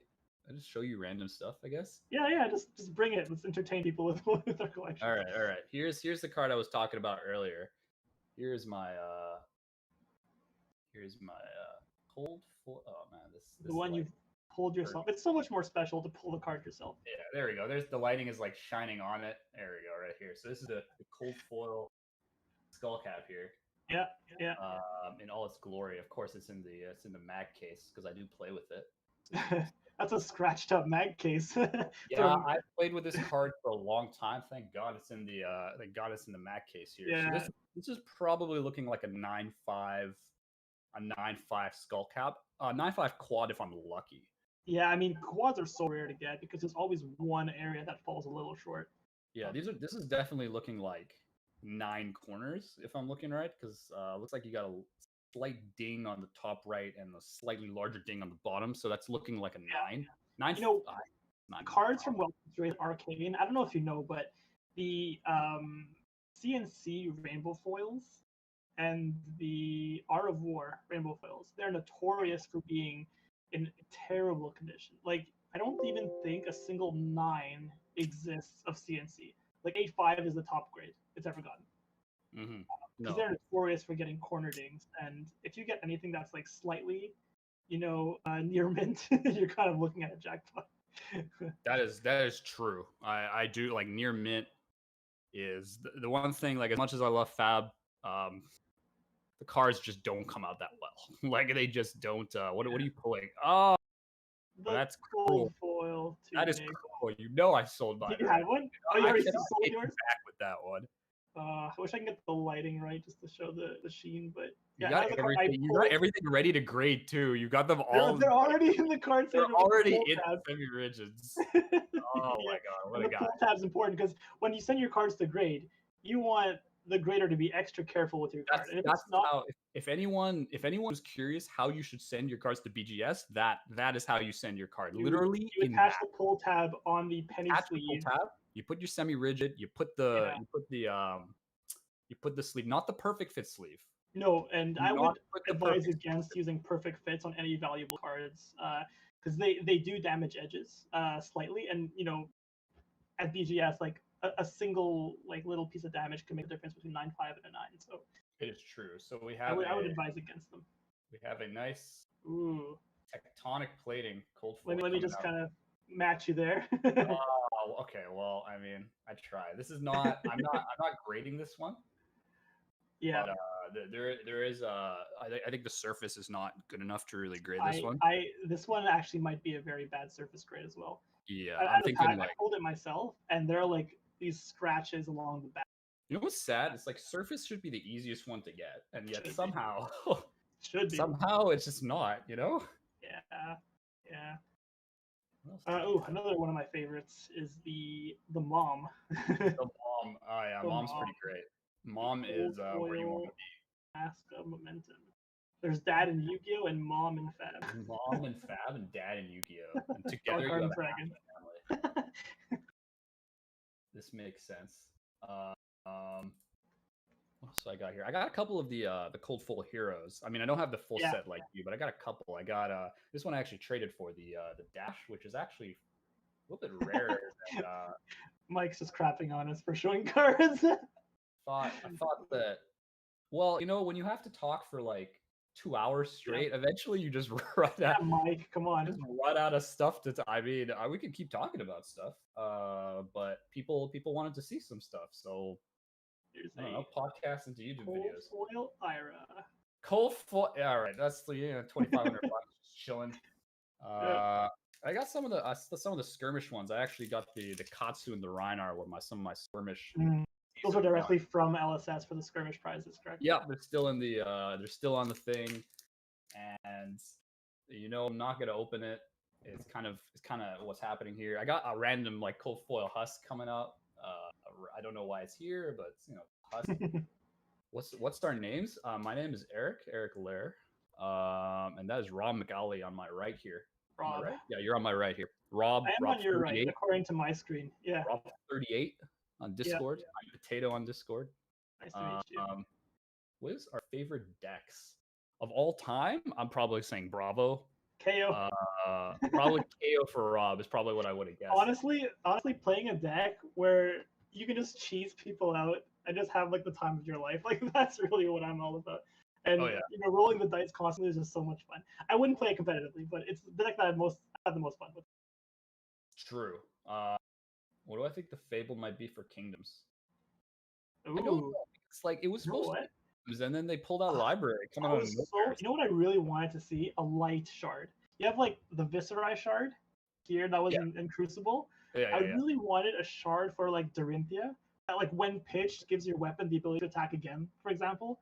Or something for like a light hero that we didn't really know back then what it would be, but like a shard that would kind of balance up the dark and light, like that would have been so nice. Or a brand new gem that's like a yin yang with light and dark. A yin to yanti, as they say. It's a yin to yanti, but in a shard form. No, fair enough. I think it's gonna be like a castle.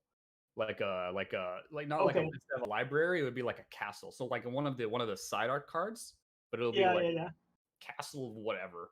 I don't know, whatever. Or it'll be that's kind of the idea. I don't know. No idea what it'll be, but that's what I think it could be. It could be another side art card. Or maybe we get something for Azalea. She gets her own like gem. Azalea gets a bow. That would be the funniest thing, like a Fable bow.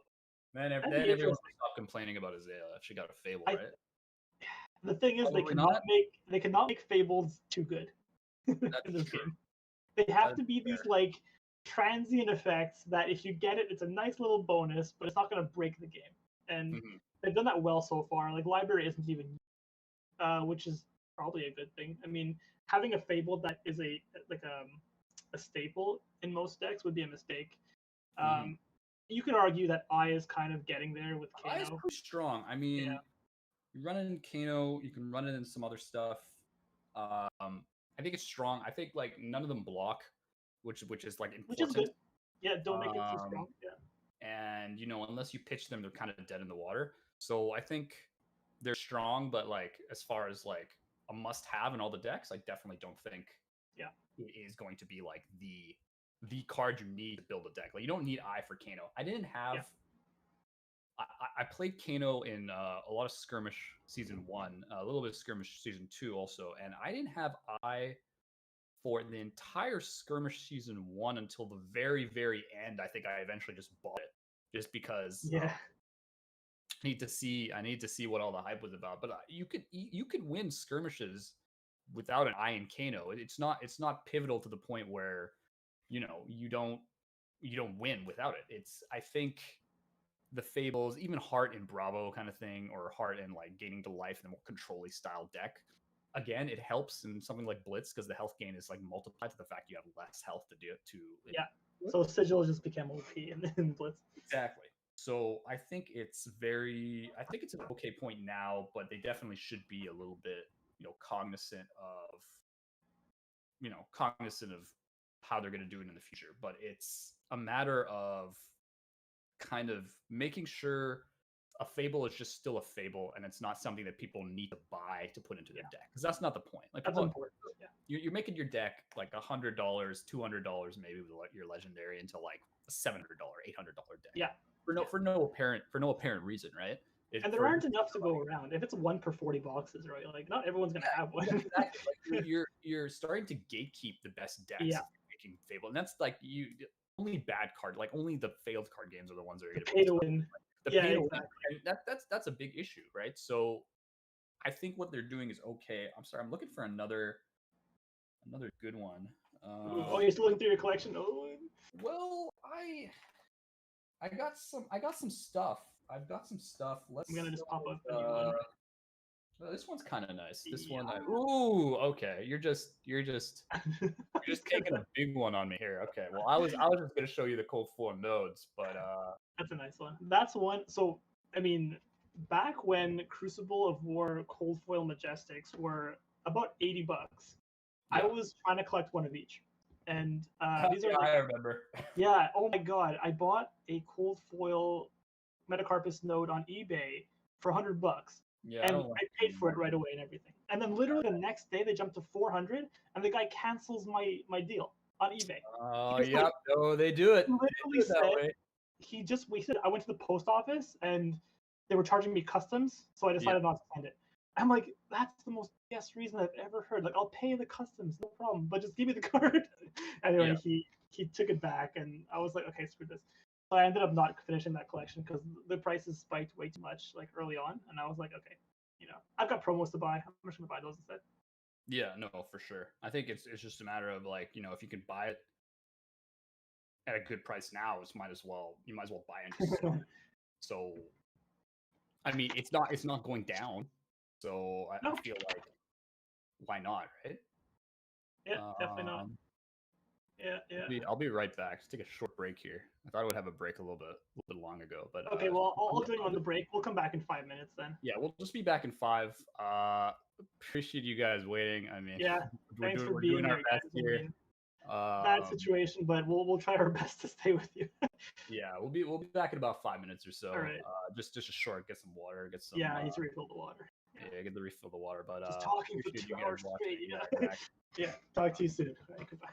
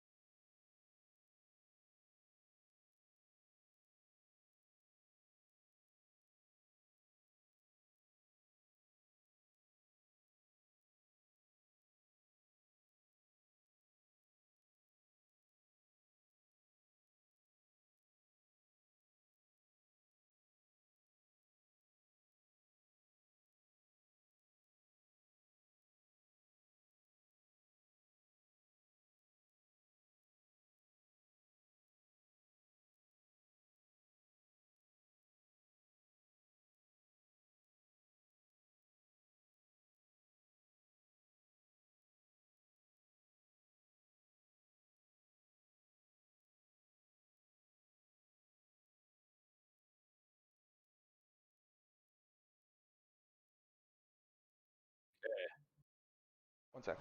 Hey guys, so really sorry. Unfortunately, we can't get back into the last gem event. Like, it won't let us in. We keep getting a 500-page error code, so we're just unable to do it. So we don't have any choice. We just manually added everybody to a new skirmish. And so if you had points that you would have got from that first round, you get free points. And it essentially was a one-round tournament with no winner. We'll now are going to restart the tournament. We're going to hope this doesn't happen again. We don't even have any idea why it happened in the first place. Like, it literally should not be possible to happen, but it is what it is. So now we're going to repair this. The round has been repaired. We're going to start in 5 minutes. And I don't know what else to say, guys. We're frustrated, of course. And we understand if you guys are frustrated as well. Like, you came to play in a tournament that should be like maybe 2 rounds away from being over before top 8 cut. I know people are playing from all over the world, and like they all got different times, and they set aside times for this event. So like, I'm sorry, I don't know how to fix it. I can't even get inside the event to correct any issues that there is or anything. So we're replaying the round. We should be good to go here in a few moments. For those that are watching, super sorry. You're not muted, but I know I'm not muted because I'm actually talking to the stream. Yeah, so we're gonna start, and we'll throw our commentators in. I hope everyone enjoys the event. Sorry. Yeah, we'll just go from there, guys. Sorry. So that was Hey, I think we're back. welcome back. Yeah, so that was nobody really knows what happened with the gem software here. I saw the error page. It's just like I saw 500 the error errors. page and I got really For everyone else who's watching, it's like a white page, error message at the top of the screen saying 500 server error. I don't know what happened with Gem. There was an point is they're remaking a tournament with all the people in it. They can't even access the first tournament. Apologies for the 2 hour. Yeah, I guess we would have been starting round 5 at this point. Like an hour and a half off. Yeah, we've been starting round 5 here. Which it's fine. Hopefully you guys got a bit of a nice preamble for me and Rob's eventual podcast. Apparently, Yeah. That was a taste of what's to come. Taste of what's to come. So now we got to do it because now everyone's expecting it. No plans to do anything. We got some packs to open. They to open any first edition. It's up there on my shelf. I don't want to go grab it. I'm not cracking any of the rest of my first ed. Nope. But we will be in like a couple minutes here. Great. Yeah, it's good to hear. I'm kind of looking forward to another match. Like it's been a while. I'm just ordering lunch on Uber now, so I've got a little bit of a break to get some Starbucks going on. Okay, it's really hot outside. Let's grab a latte. Let's grab maybe like an iced latte. That sounds pretty good, right? Yeah, that sounds amazing. Send me one too from BC. Just put my address in there. Send it over. Okay. Okay. Ottawa. Oh, it's not even Ottawa. It's outside of Ottawa. I remember. I've sent stuff to you. It's gonna be burnt into my brain now. I'm officially not Ottawa, but very close to Ottawa. Exactly. Close to Ottawa. And Dave, I am not opening it. That's not happening, guys. All right, let's do that. Yeah. Do we know who we're going to be commentating? No idea. Not yet. Okay. We can always give like a little bit of like a preface of what's to come, right? But... Am I ready for the heat? Oh God, I'm not. I have this tiny little fan. You guys want to know how I'm ready for the heat wave? Let me show you my AC. AC. This is my AC. Oh my! My AC. That is not enough for my big toe. Got a bit of a. I might burn alive. I might not. We'll see. We'll see. I'll pick it on you daily. Okay. Send you a text message. It's just ice. It's gonna be ice at this point. Yeah. It doesn't get hot enough for me to consider burning about $900 on AC. Yeah. I mean, when we moved into our apartment 3 years ago, not this one, but like the other apartment, we were building IKEA furniture, and we were in the middle of like a really big heat wave of like 40 degrees Celsius. This was like July. This was like July 2nd or 3rd. We were building IKEA furniture in like an apartment that was like 550 square feet. Like kind of like a little. It's pretty enclosed, like a living room. And I remember I was like sweating so much that the floor was just drenched, and I was having the most miserable time of my life. So fair enough. If it's any consolation, I feel you. But I'm here now in my comfortable AC, so I couldn't give a care. Yeah. Okay. Well. I can't match that. I've got some. I can cool myself with like these. I don't really know what I'm looking to do here. Get some ice, rub it on your face. If cold foils were actually cold, we'd all be real great. I know I have actually one of my favorite cards that I pulled myself, actually. Which is not like a stupendously expensive card, but I just really, really like it. Okay. Let me show it off here. We still got. This is all Fab related, right? Yeah, still Fab related. Okay. I mean, we're not, our podcast is Fab / everything else. It is this card. The cold foil. Ooh, yes. Helm of Ice and Peak. Cold foil. There was a point where one of those sold for $1,800. It's such a nice cold foil. It is. Yeah. I really like this Helm cold foil. And it's probably up there for one of my. It's not. I don't think it's overtaken Plating or Skullcap, but that card. It's and just then gorgeous. another Welcome to Wraith one that I really like is the Goliath Gauntlet cold foil. Yeah, and the Goliath Gauntlet is very used too, right? So Exactly. it's not like a card that you're never gonna see play. It's like it's used in a lot of decks, and it's one of the top 3 gloves that you'll have in a deck. Yeah, those ones I ended up pulling. Actually, this one here I ended up buying it for like $150, which I think was a steal. Was this the Mage Masters boots? I mean, that's a steal, of course. I thought that was amazing. I thought that was a great pull here. This cold foil Mage Masters. Yeah, totally. Just a random talent. We're doing the round now, making sure everyone is still in the tournament here. I've got one more thing to show before we stop showing off. For my namesake. Oh, the shard, but it's not a 10. Not the 10 shard. The shard.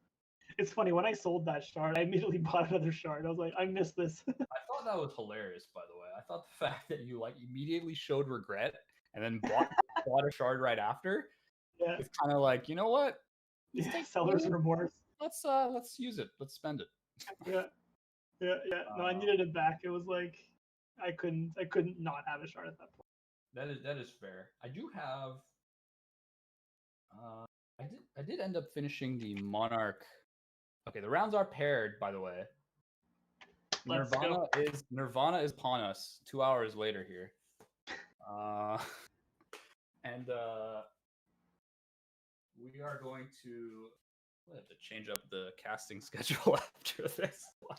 Oh my god! So what's gonna happen to top after? I'll probably put in our chat. Yeah. Okay. Just means Rob's gonna get a nice vocal kind of. I'm gonna have a goiter. Huh? Yeah, probably. I hope your wife didn't want to see you today.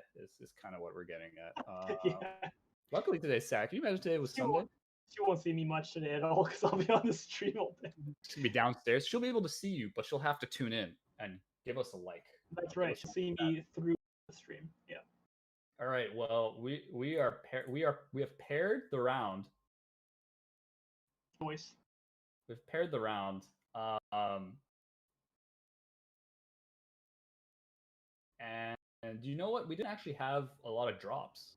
Not nearly as many as I thought. It was mainly a gem issue, which is kind of surprising. How did they do this? How did they do this at the calling? I don't. Okay. Anyways, I'm just like kind of like doing like if we can't do it here, how are they doing? They're still using gem? I assume LSS would still be using gem out there. Yeah. But yeah. That's fine. Obviously, yeah. Obviously, we don't have the resources of LSS tournament here. We have multiple judges. We of course have organizers. As far as a skirmish goes for the entry fee that's paid, we are very well prepared, I would say, as far as kind of the resources we have to kind of run the event. People did drop, not a ton. There were 150 people, so people will be dropping, of course, as they would at other big events, just because if someone lost round 1, they might just not want to play, right? Yeah. And so we are kind of picking the game right now. People are kind of moseying on down to the tables here. Slots open. No, I don't think so. At this point, probably if you started adding people in, there would be a whole lot of more issues, I think, would pop up here. Unfortunately. And we are going to be. Steve's just getting us into a game here shortly, so appreciate everyone tuning in. Hopefully hopefully, I'm kind of curious. Out of all the stuff we talked about in the last 2.5 hours, what did people enjoy the most? Just out of curiosity. Just give us ideas for the next stream, the next podcast. I mean, we talked about a lot of stuff. We kind of tried. One thing I love hearing about is just like the history of like people's opinions on what kind of went down when they were like around in the game. Like people who were like into Pokemon back when it first came out, right? Like what did the landscape of the game look like? Like how much were Charizards back then, right? Like I think that's all super interesting. So I wouldn't be surprised if that was something that people want to hear more of. New set thoughts and favorite cards. New set thoughts. Yeah. Fair enough. Okay. But yeah, if you guys have any like suggestions, you guys want us to talk about specific things, for the next long intermission we have. Yeah, like hopefully it works. I mean, we're doing all we can here. But yeah, if people have any like questions and stuff like that, the market back in the day, back in my time, back in my day, 2019. Neither of us are particularly old or young. I think we're both. I mean, we're both relatively the same. Yeah, we're like 2 years apart or so, I think. Yeah, I'm almost 30. I'm 29. Yeah, and I'm 28, so we're like a year apart. So we're not like we come into the demographic where like we were kids in the late 90s, 2000s. We were the ones ripping open those Pokemon packs, those Yu-Gi-Oh packs, and having our moms like give them away at a young age. Mom, please. Gave away like a first edition Machamp that I used to have. Yeah, no, 100%. We are rolling into the game here. All right. I know that deck. That looks like my buddy Brendan Patrick. But what about the Kano? Is that what you're talking about? Yeah, Fitty Shades. Fitty Shades is the is the Kano. Okay, yeah. Fitty Shades is the Kano. I thought it was Mike for a second because he has the same like kind of full art versions of those cards. Yeah, it's verse Way. That's a big dice. Oh my. I was about to say, are those like Lucky Charm oversized? Like what? Straight out of a cereal box. Those are awesome. It's for the blind opponents when people can't really see what you roll. Yeah, those are kind of nuts here. So we got. Let me expand the screen here. We're gonna have a Dory with 2 Null Rune. Okay, so something we haven't seen last time, although it's a little more important to have Null Rune against Kano, I would say, than it is against Chain. So yeah, he is running 2 Arcane Barrier. Okay, 2 Arcane Barrier. He's running Courage of Bladehold, and he's running Bolters. Yeah, so, and that's probably what I would choose too if I had to side out for Arcane Barrier. The Courage for an explosive turn, and the Bolters just you need the Bolters. They're so important. Or yeah, exactly. I think gloves are more situational. You don't always use them. Yeah, I think in the Dory matchup, I generally tend to gravitate towards Null 3 and Bolters, just because there might just be scenarios where you never actually get to use the Courage, because if you're just blown out of the water because you can only block 2, you're kind of going to be in dire straits there. But I think, it looks like Dory's going first. So I think Kano won the roll, chose second, which is very standard. Yeah, very, very kind of standard in the matchup. This is very explosive, so... Yeah. Okay, we're starting off. Yeah, pitch. So that's a blue Valor. So coming for 4. Blue Valor. Yeah. But of course, there's the on hit. So yeah, okay, Kano just kind of choosing to block the full thing, trying to block overblock. 9. Yeah. This is definitely the block you want to do. Like as a Kano, like I've played Kano and Dory in the thing. You block 9. Yeah. Block 9 is the thing you want to do. Very, very hard to get over 9 on turn 1, and usually what you end up seeing is what you see here is Dory just arseling passing, and then Kano essentially gets a free turn, right? So we'll just draw back up. Some people get kind of greedy. Dory did pitch a Heart. Heart pretty decent Blitz, just because that 1 health can come back again in a slower game. It's not for Kano. Like this is for like the Ira matchups and like the mirrors. Can't take in Blitz though, so you gotta stick with it against every matchup. Exactly, but the heart is in there for that kind of purpose. And here we're just gonna see Brendan kind of spindling away for 5 here.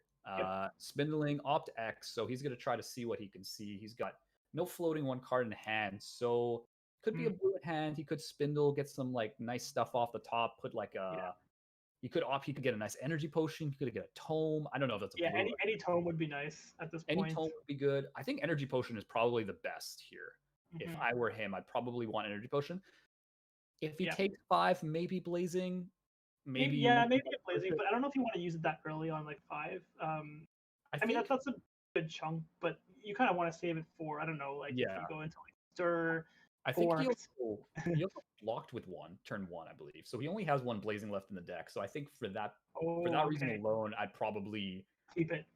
I'd probably keep blazing in the deck and probably try to get an energy potion, Tome of Aether Wind. So we're seeing a 5. So we get the full opt 5 here for Kano. Which means he can pretty much decide his next hand, which is really scary. You decide your hand, you get the last card as an arsenal. Yeah. And you get your first Kano. Like you're essentially opting 1 on your Kano. So you get your full hand. If you keep everything, that is, but yes. On top, yes. Yeah. Now which he might not. Yeah, I don't know what's in Brendan's hand as far as like what kind of pitch we're looking at. He's keeping all 5. I think he's putting a couple on them. Yeah, so I think there's 3 that were dumped there as far as I could tell. Mm-hmm. I'm thinking he's probably just keeping like mainly blues or like a red and blue on top, and then if he arsenaled that card, it's probably some kind of red burn, and he might want to do like a Kano, get something off the top, and then as your action, just play whatever's in your arsenal. I don't know if he's going to get a chance to do that because we got a Crucible coming in. Okay, yeah, so he's going to put on the pressure here, knowing that Kano's probably going to be storing something up for a big turn. I think this is the right time to put on pressure. Mm-hmm. I definitely agree. I think hit and run blue coming in just for the go again. Yeah. Okay. Swinging for 3. For 3 only. Does have to go again. So either we see a twinning here, because this needs to hit to gain the second swing with Dawnblade. So, and if you're popping Courage, you're definitely going to look to hit twice with Dawnblade this turn. So I do agree with the no block. There's really no reason to block this. Not threatening lethal. He's gonna. If you block, he's just gonna go reprise over it most likely. And with that many cards, I think so. Yeah. Yeah, he's gonna get the go again. When you're committing the Courage, you kind of know they have something up their sleeve, right? So I agree, taking 3 here, going nice and easy, and then putting everything into the next block if you have to. Mm-hmm. Exactly. Just to try to prevent the second counter, which is really the tempo driver for. You see a sink below actually coming out of a warrior player. So it looks like a very red hand maybe. Oh, there's the pot. Okay. And then maybe. He just wanted to pitch it out, which was the smart thing to do. Did not block the second swing and overpower in response, I believe. Overpower for 4 here. 4. Yep. Brendan might just be thinking about responding with Kano here. Yeah, I mean, how much does he have to burn? He has to burn 15? Okay. Yeah, so he's considering Foresight from Arsenal, which does become an instant on your opponent's turn. Mm-hmm. He is able to play that coming out of the Arsenal. I don't know if that's red. That looks red to me. So looks red. He's going to opt 3. Yeah, he's going to opt 3, and his next Arcane is going to be +1. Right. So Cindering Foresight, I've got about a bit of a love-hate relationship with Cindering. Yeah. It's a very good card out of Arsenal. Yeah. But I really don't like it in any other scenario other than Arsenal. And the Arsenal slot is so contested in Kano because there's a ton of great stuff you can put in there. Stir. Yeah, Stir. Lessons, you can put Tome, you can put a whole Tome of Aetherwind. You can put a whole bunch of stuff in the Arsenal. And I think I do like Cindering when it works. But a lot of the times it could be, he's opting. So he opted 3 and then opting 2 more. Is that right? Yeah, it looks like he probably put 3 to the bottom. Probably, I wouldn't be surprised 3 blues to the bottom, and now he's just trying to find something red. Yeah, this is a pretty big commit here. I think he really wants to go off this turn, cracking the headpiece. He does have the 1 floating. The warrior away does have 1 floating and 1 card of hand. So even if that is blue, which I wouldn't say that is I wouldn't say that's the norm as far as like the number of blues during the runs and the number of kind of other kind of pitch they run. They usually run about anywhere from 13 to 14 blues, usually maybe 15 tops. So I would be expecting a not blue. So red looks like a red. It's a red snapback. Yep. Now Corinthians probably packing something like a Singing Steel Blade for 1. Could be a Singing Steel Blade. Could also just be a +3, like a just like the or like a Razor or something like that. I'm not actually sure. At the end of the day, Brendan could just take the 7. Yeah, I mean, I think he's planning on doing that, but just kind of dishing some damage back in the process. Here. Probably will be able to deal more than 7 back to Dorinthia. So yeah, so this red snapback is coming in for 5 here. One from Cinder and one from Crucible. Yeah, he's gonna block 1 and take 4. Yeah, which will remove the threat of any kind of 1-cost attack reaction. Yeah, and this second snapback's coming in for 3 here. It's a blue snapback, so it's only coming in for 1. Yeah. I think Brendan was expecting a lot better in terms of his op, because I think so too. Yeah, he opted 5 there. He opted 5. I think he just whiffed on the first 3, honestly. Probably a ton of blues. And then he got the red snapback. Okay, so him taking 7. His hand must have really not trusted that hand, because I would have just probably saved all that and did it on my turn. And then True. You got the boots up if you really needed to like finish off with blazing, but like how many he's pitching 2, he's using the hit and run, and then he pitched a blue. So like how many blues is he really going to be drawing turn by turn? Like 1 usually. So I don't know if I really would have went for it there, but it's really just a matter of like I don't know what hand he has. I don't really know what he could be going for, but that Cindering could have hit some amazing stuff, right? So I don't really blame him. I don't blame Brennan for going in there and seeing what he can see.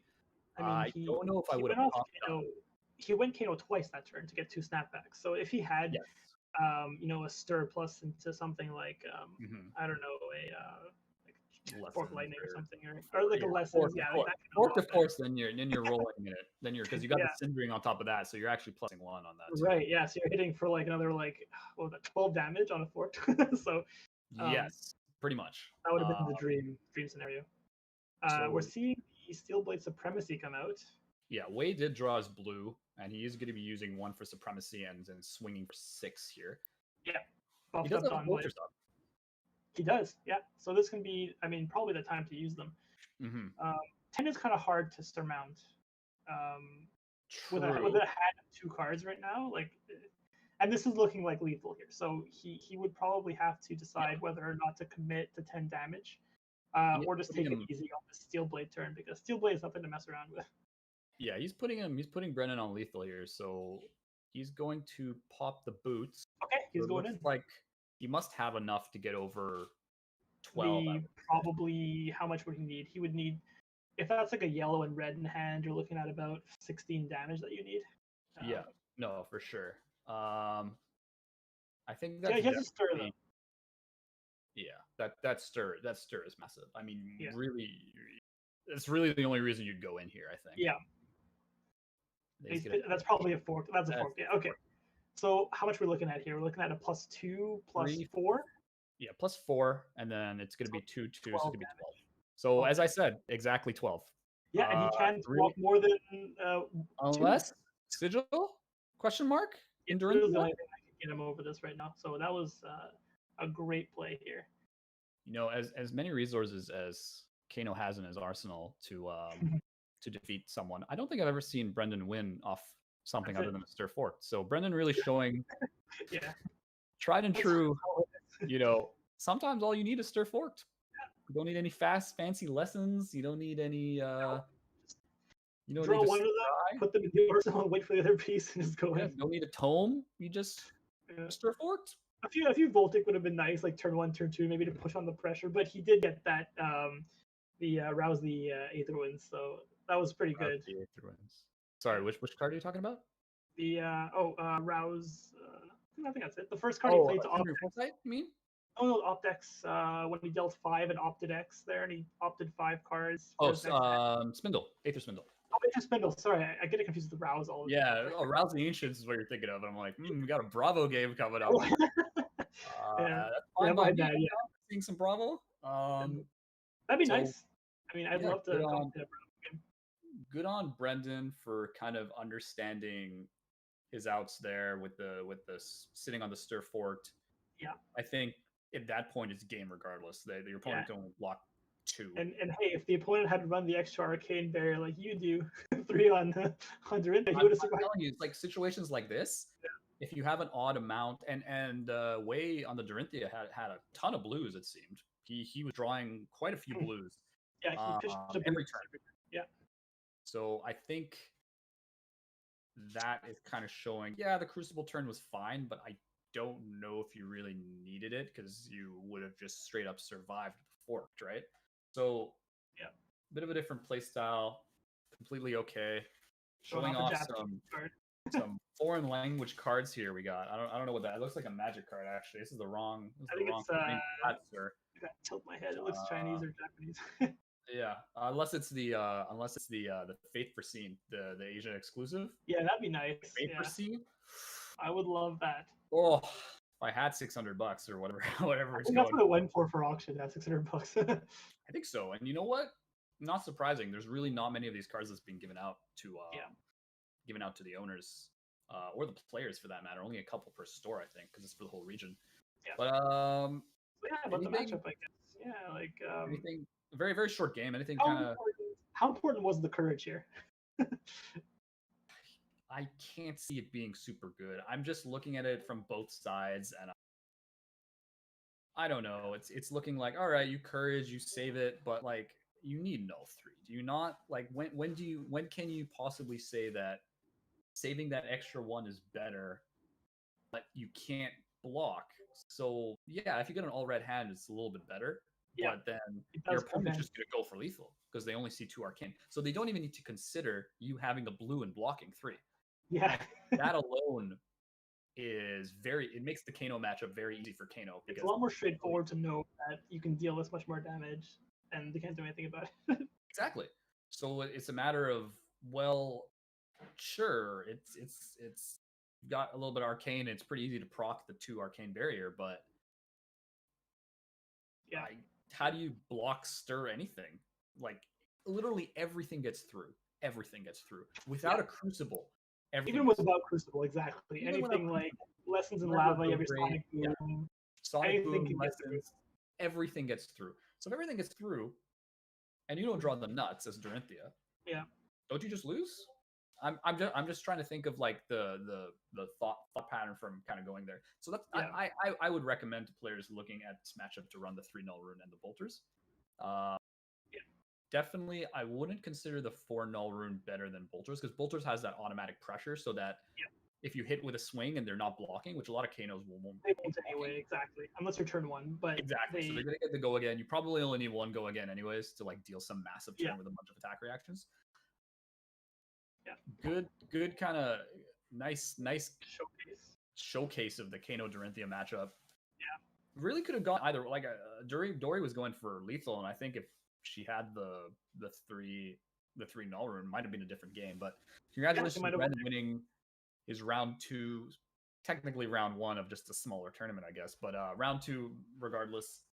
I didn't really see anything else that I wanted to note, unless yeah, I mean, it was very standard. Both decks looked exactly like I picked them to play and pictured them to play. They would run like no weird text or anything.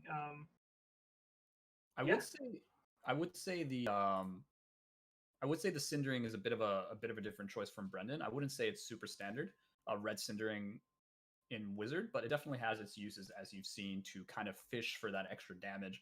Of course, Brendan missing was no fault of his own there, but it definitely showcases that the right card in the right situation in Blitz is always going to be a good card, regardless of the average opinion of the card, right? Yeah. So that's just how it is.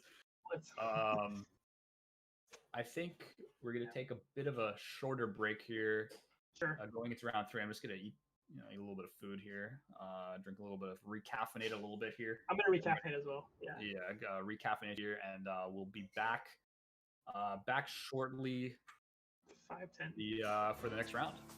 All right. See you then.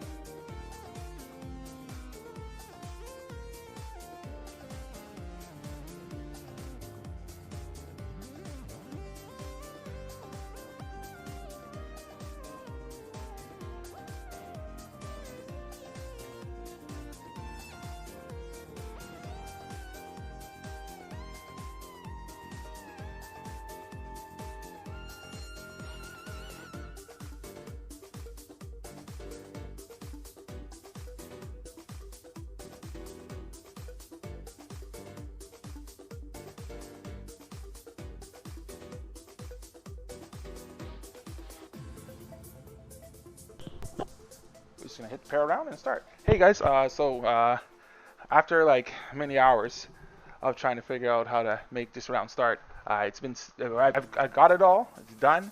So now we just gotta wait for it to save, and then we can pair the second round. That's crazy, I know.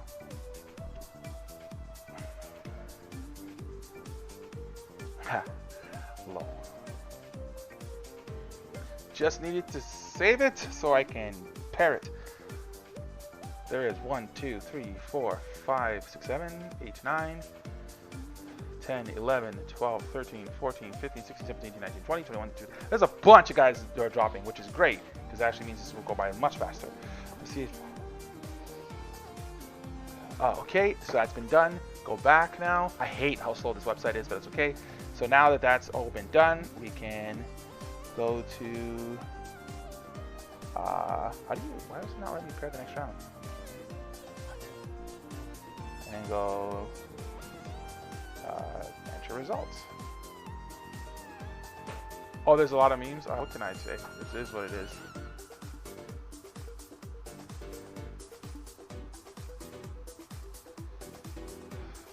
Come on. I wish it would just do its thing so I can fucking do my thing.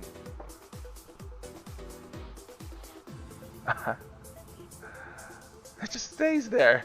I don't get it. It's amazing. I guess people are throwing us under the bus pretty hard.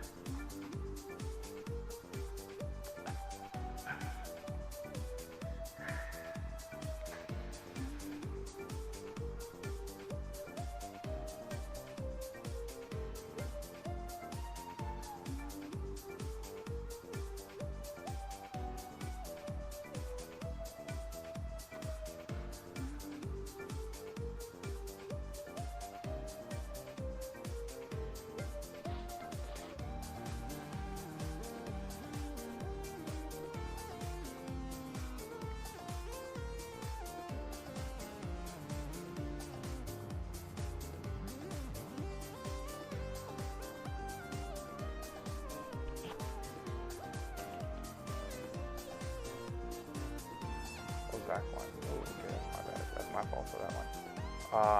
So I can just go correct that.